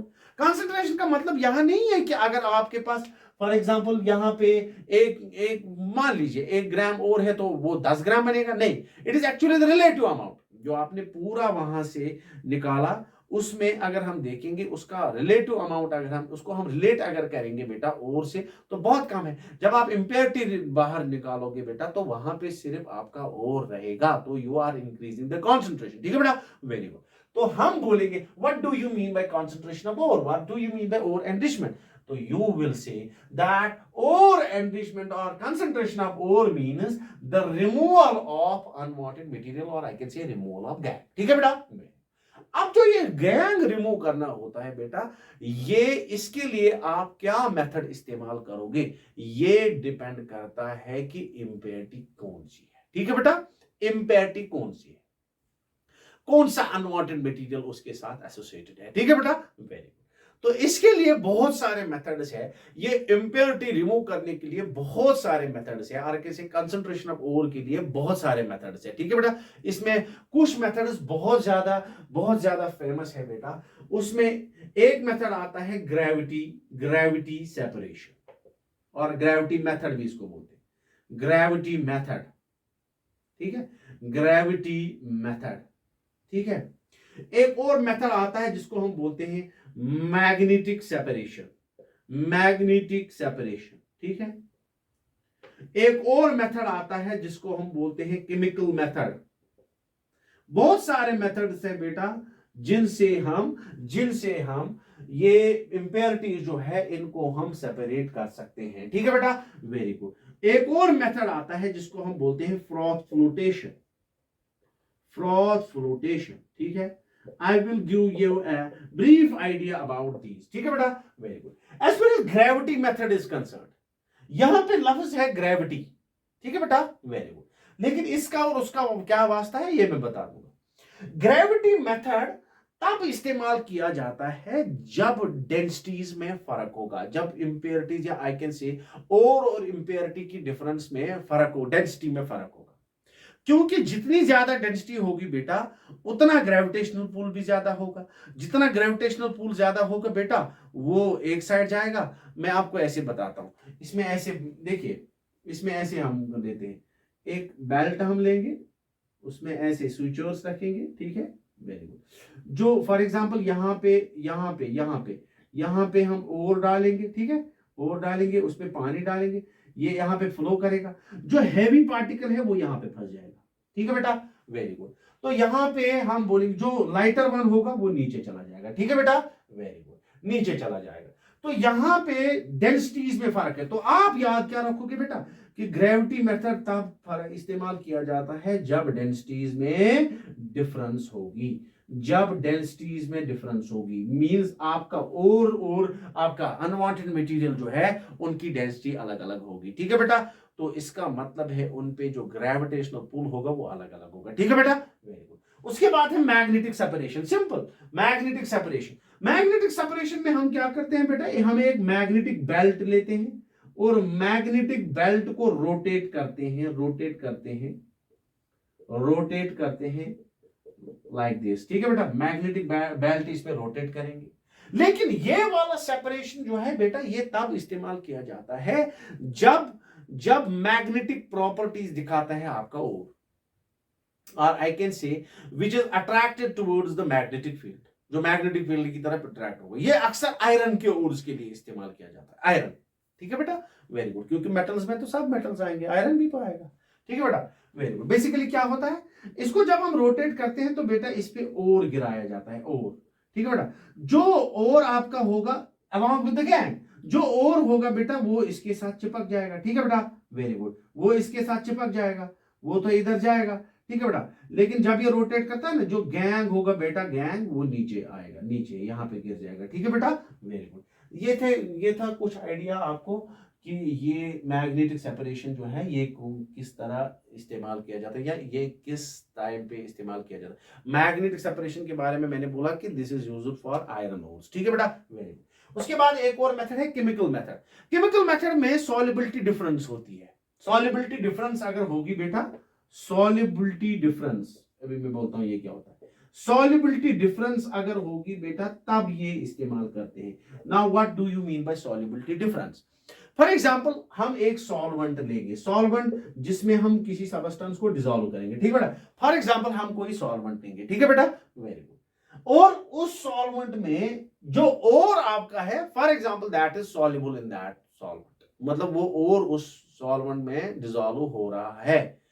तो गैंग जो है बेटा, फॉर जो अनवांटेड मटेरियल है वो सॉल्युबल नहीं है। तो इसका मतलब है जो सॉल्वेंट आपने चूज किया और उसमें सॉल्युबल है लेकिन गैंग उसमें सॉल्युबल नहीं है, तो डेफिनेटली जब आप उसमें आप ये अनवांटेड मटेरियल के साथ और डालोगे, जो और होगा वो इसमें डिसॉल्व होगा, लेकिन जो अनवांटेड मटेरियल होगा वो यहाँ पे बच जाएगा। तो आप इसको सिंपली फिल्टर करोगे, ये जो अनवांटेड मटेरियल है ये ऊपर रह जाएगा, वो सॉल्यूशन के साथ सॉल्यूशन फॉर्म में और बाहर आएगा। ठीक है बेटा, वो अलग हो जाएगा। ठीक है बेटा, वेरी गुड। एक और है that is froth flotation. Froth flotation simple है ये बिल्कुल। वहां पे एक मिक्सचर लिया जाता है, यहाँ पे एक मिक्सचर लिया जाता है ऑयल और वाटर का। किसका? ऑयल और वाटर का, फ्रॉथ फ्लोटेशन में। ठीक है बेटा, वेरी गुड। और यहां पे एक कंपोनेंट की एफिनिटी होती है टुवर्ड्स ऑयल, और दूसरा कंपोनेंट कौन है? एक कंपोनेंट है और दूसरा कंपोनेंट कौन है? Unwanted material. एक कंपोनेंट की एफिनिटी होती है टुवर्ड्स ऑयल और दूसरे कंपोनेंट की एफिनिटी होती है टुवर्ड्स वाटर। ठीक है बेटा, तो और की एफिनिटी होती है ज्यादातर किसके साथ? इसके साथ, ये ऑयल के साथ। ये सल्फर और उसके साथ सल्फर जो होता है ना, सल्फाइड जो होते हैं उनके लिए ये वाला मेथड इस्तेमाल किया जाता था, ज्यादातर किया जाता है। ठीक है बेटा, वेरी गुड। जो सल्फाइड ओर्स होंगे बेटा, उनमें जो ओर होगा बेटा उसकी एफिनिटी होती है ऑयल की तरह, और अनवांटेड मटेरियल वाटर में डिसॉल्व हो जाएगा। तो ये ऑयल में जब डिसॉल्व होगा इट विल कम अप, ये ऊपर आ जाएगा, ऊपर की तरफ आ जाएगा। ठीक है बेटा, और वो नीचे की तरफ रहेगा। तो डेफिनेटली आप इसको अलग कर सकते हो। ठीक है बेटा, दो ये रहे different methods of separation of ore I can say concentration of ore. ठीक है बेटा, अब जब आपने गैंग को रिमूव आपने कर दिया, तो सिंपली आपको याद रखना, ये तो आइडिया था आपको देना, बाकी इसमें आपको ज्यादा नहीं देखना है। तो आप सिंपली बोलो कि और एंड इसमें आपने तो गैंग रिमूव कर दिया, अब आपके पास क्या है? ओ। ठीक है बेटा, तो अब आएगा नेक्स्ट स्टेप। ठीक है बेटा, the next step for extraction processes is, जब हम एक्सट्रैक्शन प्रोसेसेस करेंगे बेटा, जो नेक्स्ट स्टेप है बेटा दैट इज दूसरा स्टेप जो है that is conversion of ore into oxide. शाबाश, conversion of ore into oxide. जो आपने और अब आपने उसको रिफाइन नहीं बोलेंगे, आपने प्यूरिफाई किया, आपने और को प्यूरिफाई किया, तो ये फर्स्ट स्टेप था आपका प्यूरिफिकेशन का। तो बेटा आपने और को प्यूरिफाई किया, आपने उसको अनवांटेड मटेरियल निकाल दिया। अब आपको ये और जो है बेटा, this is to be change to an oxide, इसको आपने ऑक्साइड फॉर्म में चेंज करना है। Definitely if you have to change it into oxide, that means you have to do some chemical reaction। ठीक है बेटा, वेरी गुड। और oxide बनाने के लिए, एक और को ऑक्साइड फॉर्म में चेंज करने के लिए हमारे पास दो तरीके होते हैं। ठीक है बेटा, there are two methods for conversion of an ore into oxide. one is called as roasting and another is called as calcination। शाबाश, one is called as roasting and another is called as calcination. ठीक है बेटा, very good. तो ये step किसके लिए है कि आपको ओर को किस में चेंज करना है, आपको ओर को चेंज करना है किसमें बेटा, आपको उसमें बनाना है ऑक्साइड। ठीक है बेटा, वेरी गुड। तो यहां पे याद रखना है, ये बहुत ज्यादा important. As far as roasting is concern, roasting क्या होता है? रोस्टिंग का मतलब होता है when an ore is heated in presence of air. ठीक है, अगर हम ओर को आयर की प्रेजेंस में हीट करेंगे बेटा, तो उसको ऑक्साइड फॉर्म में चेंज करेंगे, तो उस प्रोसेस को हम बोलेंगे रोस्टिंग। ठीक है बेटा, तो यहां पे क्या है, यहां पे इन एब्सेंस ऑफ आयर, जब हम आयर की एब्सेंस में, इसकी एक वजह भी है क्यों यह यहां पे रोस्टिंग जो है, रोस्टिंग उस ओर के लिए किया जाता है जहां पे ओर में ऑक्सीजन प्रेजेंट नहीं होगा। ठीक है, ओर में ऑक्सीजन प्रेजेंट नहीं होगा। फॉर एग्जांपल हमारे पास सल्फाइड ओर है, जिंक सल्फाइड। ठीक है बेटा, जिंक सल्फाइड ये ओर है। ठीक है, अगर आप यहां पे देखोगे कहीं पे ऑक्सीजन दिखाई दे रहा है? नहीं। अगर हम एक और लेंगे बेटा, एक और हमारे पास है, दैट इज कैल्शियम कार्बोनेट। ठीक है, कैल्शियम का और है। तो बेटा अगर आप इसमें देखोगे, इसमें ऑक्सीजन है, यस। तो आपको ऑक्साइड बनाने के लिए वहां से ऑक्सीजन लाने की जरूरत नहीं है यहां, लेकिन यहां तो है। इसीलिए बेटा it is in presence of air and it is in absence of. तो बेटा यहां पे आप आयर की प्रेजेंस में इसको ऑक्साइड फॉर्म में चेंज करोगे, it will result in the formation of ZnO। ये बन जाएगा जिंक ऑक्साइड, और साथ में सल्फर डाइऑक्साइड, उसको छोड़ो। ठीक है बेटा, ठीक है, वेरी गुड। तो यहां पे जब आपको इसमें ऑक्साइड फॉर्म में चेंज करना है, आपको ऑक्सीजन लाने की जरूरत नहीं है, आपको आयर की प्रेजेंस जरूरत नहीं है, तो यहां पे इसका डिकम्पोजिशन हो जाएगा। तो इसको आप डिकम्पोज करोगे हीट से, and it will result in the formation of calcium oxide plus carbon dioxide. ये आपका ऑक्साइड बन गया। ठीक है बेटा, तो आपने ऑक्साइड कैसे बनाया? या तो आपने रोस्टिंग की, या तो आपने कैल्सिनेशन की। What do you mean by roasting? Roasting means heating of an ore in presence of air. Calcination क्या होती है? Heating of an ore in absence of air. ठीक है बेटा, very good. Zinc sulphide ore जो है बेटा, उनको हम करेंगे रोस्टिंग, सल्फाइड ओर्स जो है उनको हम करेंगे रोस्टिंग, और कार्बोनेट्स जो है उनको करेंगे कैल्सिनेशन। बहुत ज्यादा इंपॉर्टेंट। शाबाश, एक बार फिर से। सल्फाइड ओर्स के लिए क्या? सल्फाइड ओर्स के लिए रोस्टिंग, और बेटा कार्बोनेट ओर्स के लिए, कार्बोनेट्स जो है बेटा उनके लिए कैल्सिनेशन। ठीक है बेटा, तो पहला स्टेप आपने क्या किया? शाबाश, ओर एनरिचमेंट। दूसरा स्टेप क्या किया? Conversion of ore into oxide. आपको बेटा ऑक्साइड नहीं चाहिए, आपको मेटल चाहिए। तो बेटा पहले आपने बनाया है इसको ऑक्साइड, तो अब क्या करोगे बेटा? अब इसको निकालना है ये ऑक्सीजन, एम आई राइट? अब उसको निकालेंगे ऑक्सीजन। तो इसका मतलब है जो थर्ड स्टेप आपका होगा, थर्ड स्टेप जो होगा बेटा, that is reduction of oxides. I can से reduction of oxides, और I can say बेटा सिंपल वर्ड्स में अगर बोलूं, conversion of metal oxide into metal। ठीक है बेटा, आपको ऑक्सीजन लॉस कराना है। जब आप लॉस कराओगे उसको, तो बेटा क्या होगा? रिडक्शन। चूंकि आपको रिडक्शन करना है, तो डेफिनेटली यहां पे आप रिड्यूसिंग एजेंट इस्तेमाल करोगे। हालांकि हर किसी और के लिए रिड्यूसिंग एजेंट इस्तेमाल नहीं होता है, और दूसरी बात कि हर टाइम पे जो रिड्यूसिंग एजेंट इस्तेमाल होगा वो भी सेम नहीं होता। That depends upon the nature of oxide, वो ऑक्साइड के नेचर पे डिपेंड करता है। ठीक है बेटा, बहुत बहुत बहुत ज्यादा इंपॉर्टेंट। ठीक है, वेरी गुड। तो यहां पे हम अगर देखेंगे बेटा, जिंक ऑक्साइड फॉर एग्जांपल हमारे पास है, तो बेटा आपको इसने करना है रिडक्शन, तो डेफिनेटली आपको यहां पे रिड्यूसिंग एजेंट लगाना है। ठीक है बेटा, मोस्ट ऑफ द टाइम जो रिड्यूसिंग एजेंट हम इस्तेमाल करते हैं, या तो कोक, कार्बन, ठीक है, कोक, या हम कार्बन मोनोऑक्साइड भी रिड्यूसिंग एजेंट इस्तेमाल कर सकते हैं। हाइड्रोजन भी रिड्यूसिंग एजेंट इस्तेमाल किया जाता है। मैं आपको दिखाता हूं यहाँ पे। फॉर एग्जांपल कार्बन के साथ इसकी रिएक्शन, रिडक्शन कराएंगे इसको कोक से, आई एम सेइंग कोक। ठीक है बेटा। तो ये बन जाएगा जिंक प्लस कार्बन मोनोऑक्साइड, ठीक है बेटा। इस तरह हम for example zinc oxide plus carbon dioxide, ये बन जाएगा sorry carbon monoxide, it gives zinc plus carbon dioxide, ठीक है बेटा। जिंक ऑक्साइड प्लस हाइड्रोजन, इनसे ये सबसे मैं रिडक्शन करा रहा हूं, that is zinc plus water, ठीक है बेटा। तो ये भी देखिए इन्होंने क्या किया, इन्होंने क्या कर दिया, इन्होंने रिडक्शन कर दी, ठीक है बेटा, वेरी गुड। तो इसका मतलब है हम जब मेटल ऑक्साइड को मेटल में चेंज करेंगे बेटा, तो हमने क्या करना है, रिड्यूसिंग एजेंट्स इस्तेमाल करते हैं। यूजुअली कौन कौन सा करते हैं, कोक, कार्बन मोनोऑक्साइड और हाइड्रोजन, ज्यादातर ये वाला इस्तेमाल किया जाता है, ठीक है। ज्यादातर कौन सा वाला इस्तेमाल किया जाता है, शाबाश, कोक, ठीक है बेटा, वेरी गुड। और आई कैन से इसको ये ग्राफाइट है, ठीक है बेटा, very good. Now one more thing, वो very very very very important, ठीक है बेटा, वेरी गुड।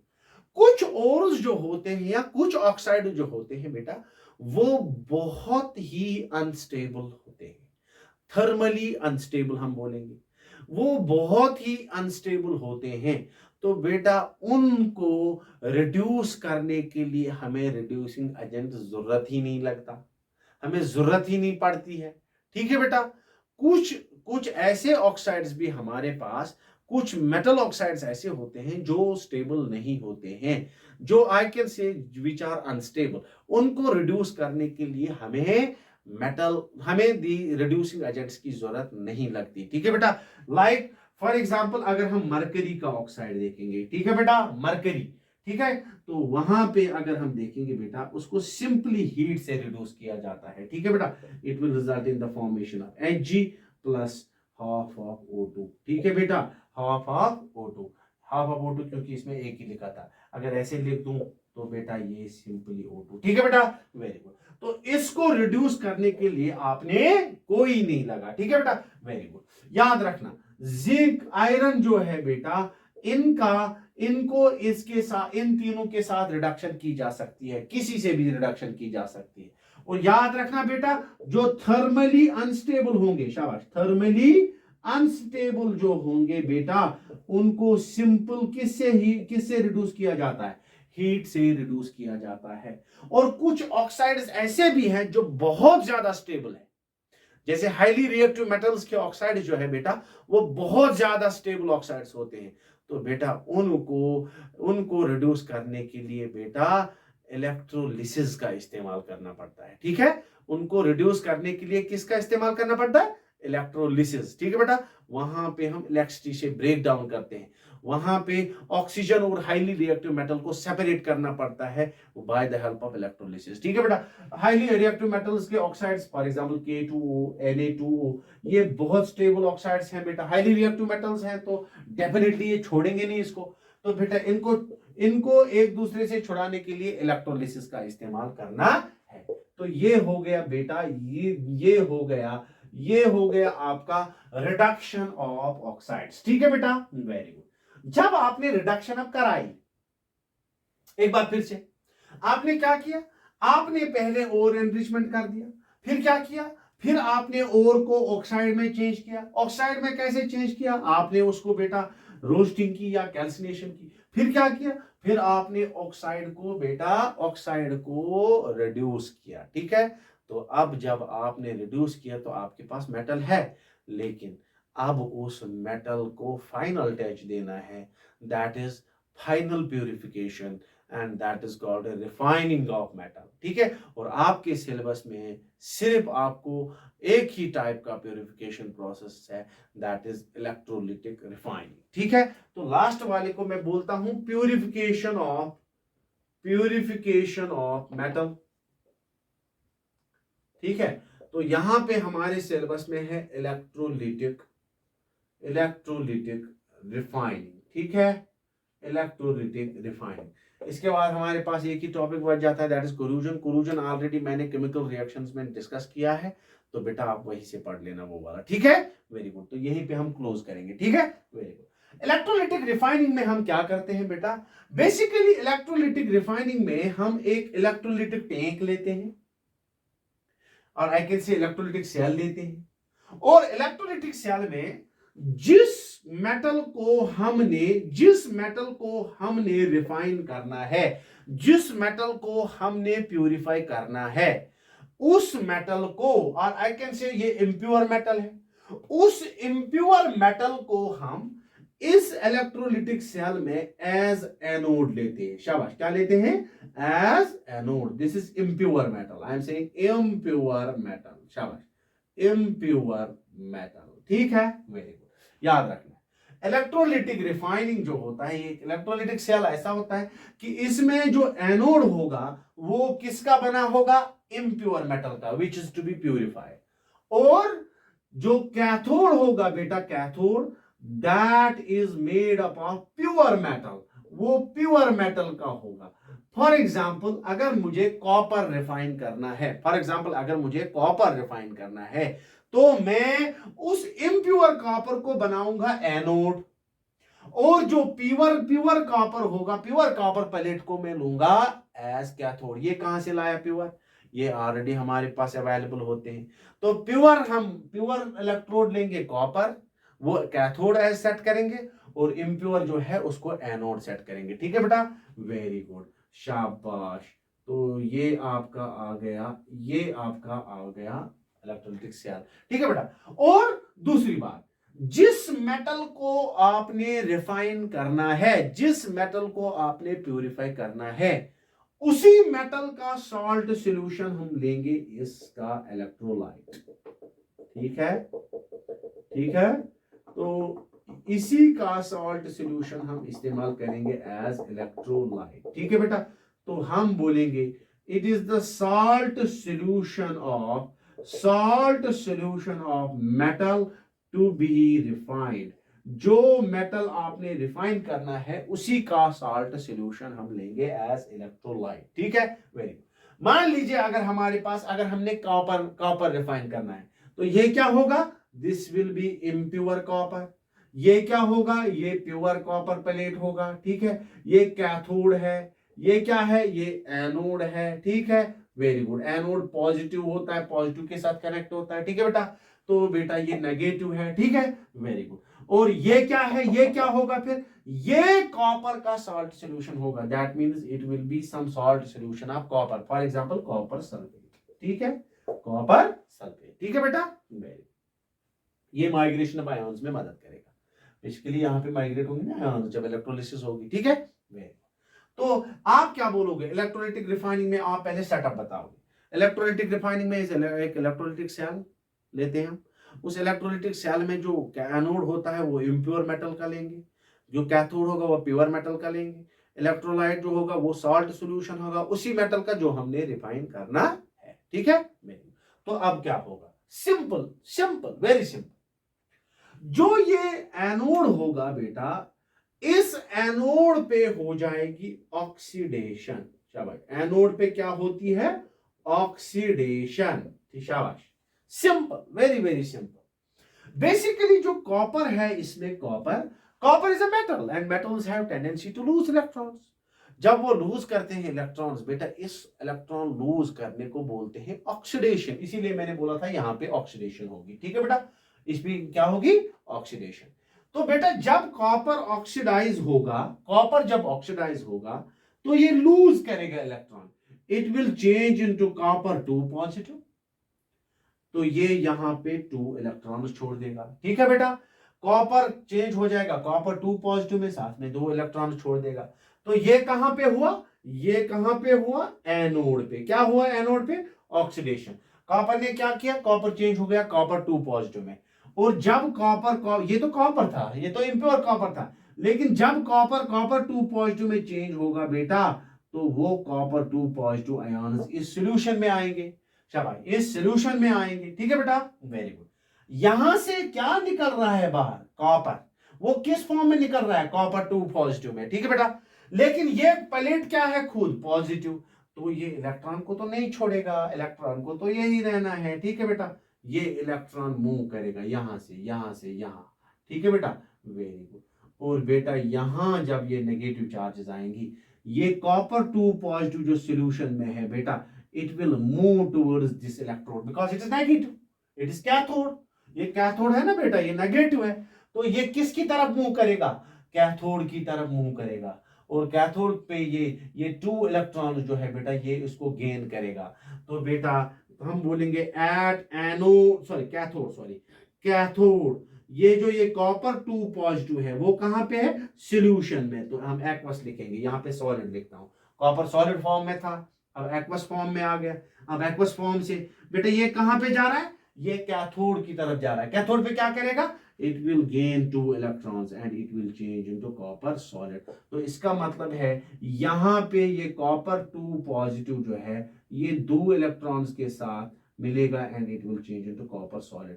तो इसका मतलब है यहां पे कॉपर का अमाउंट बढ़ता जाएगा, ठीक है बेटा, लेकिन यहां पे कॉपर का अमाउंट घटता जाएगा, यहां से कॉपर निकलता जाएगा, लेकिन इंप्योरिटी तो नहीं निकल रही है, कॉपर निकल रहा है।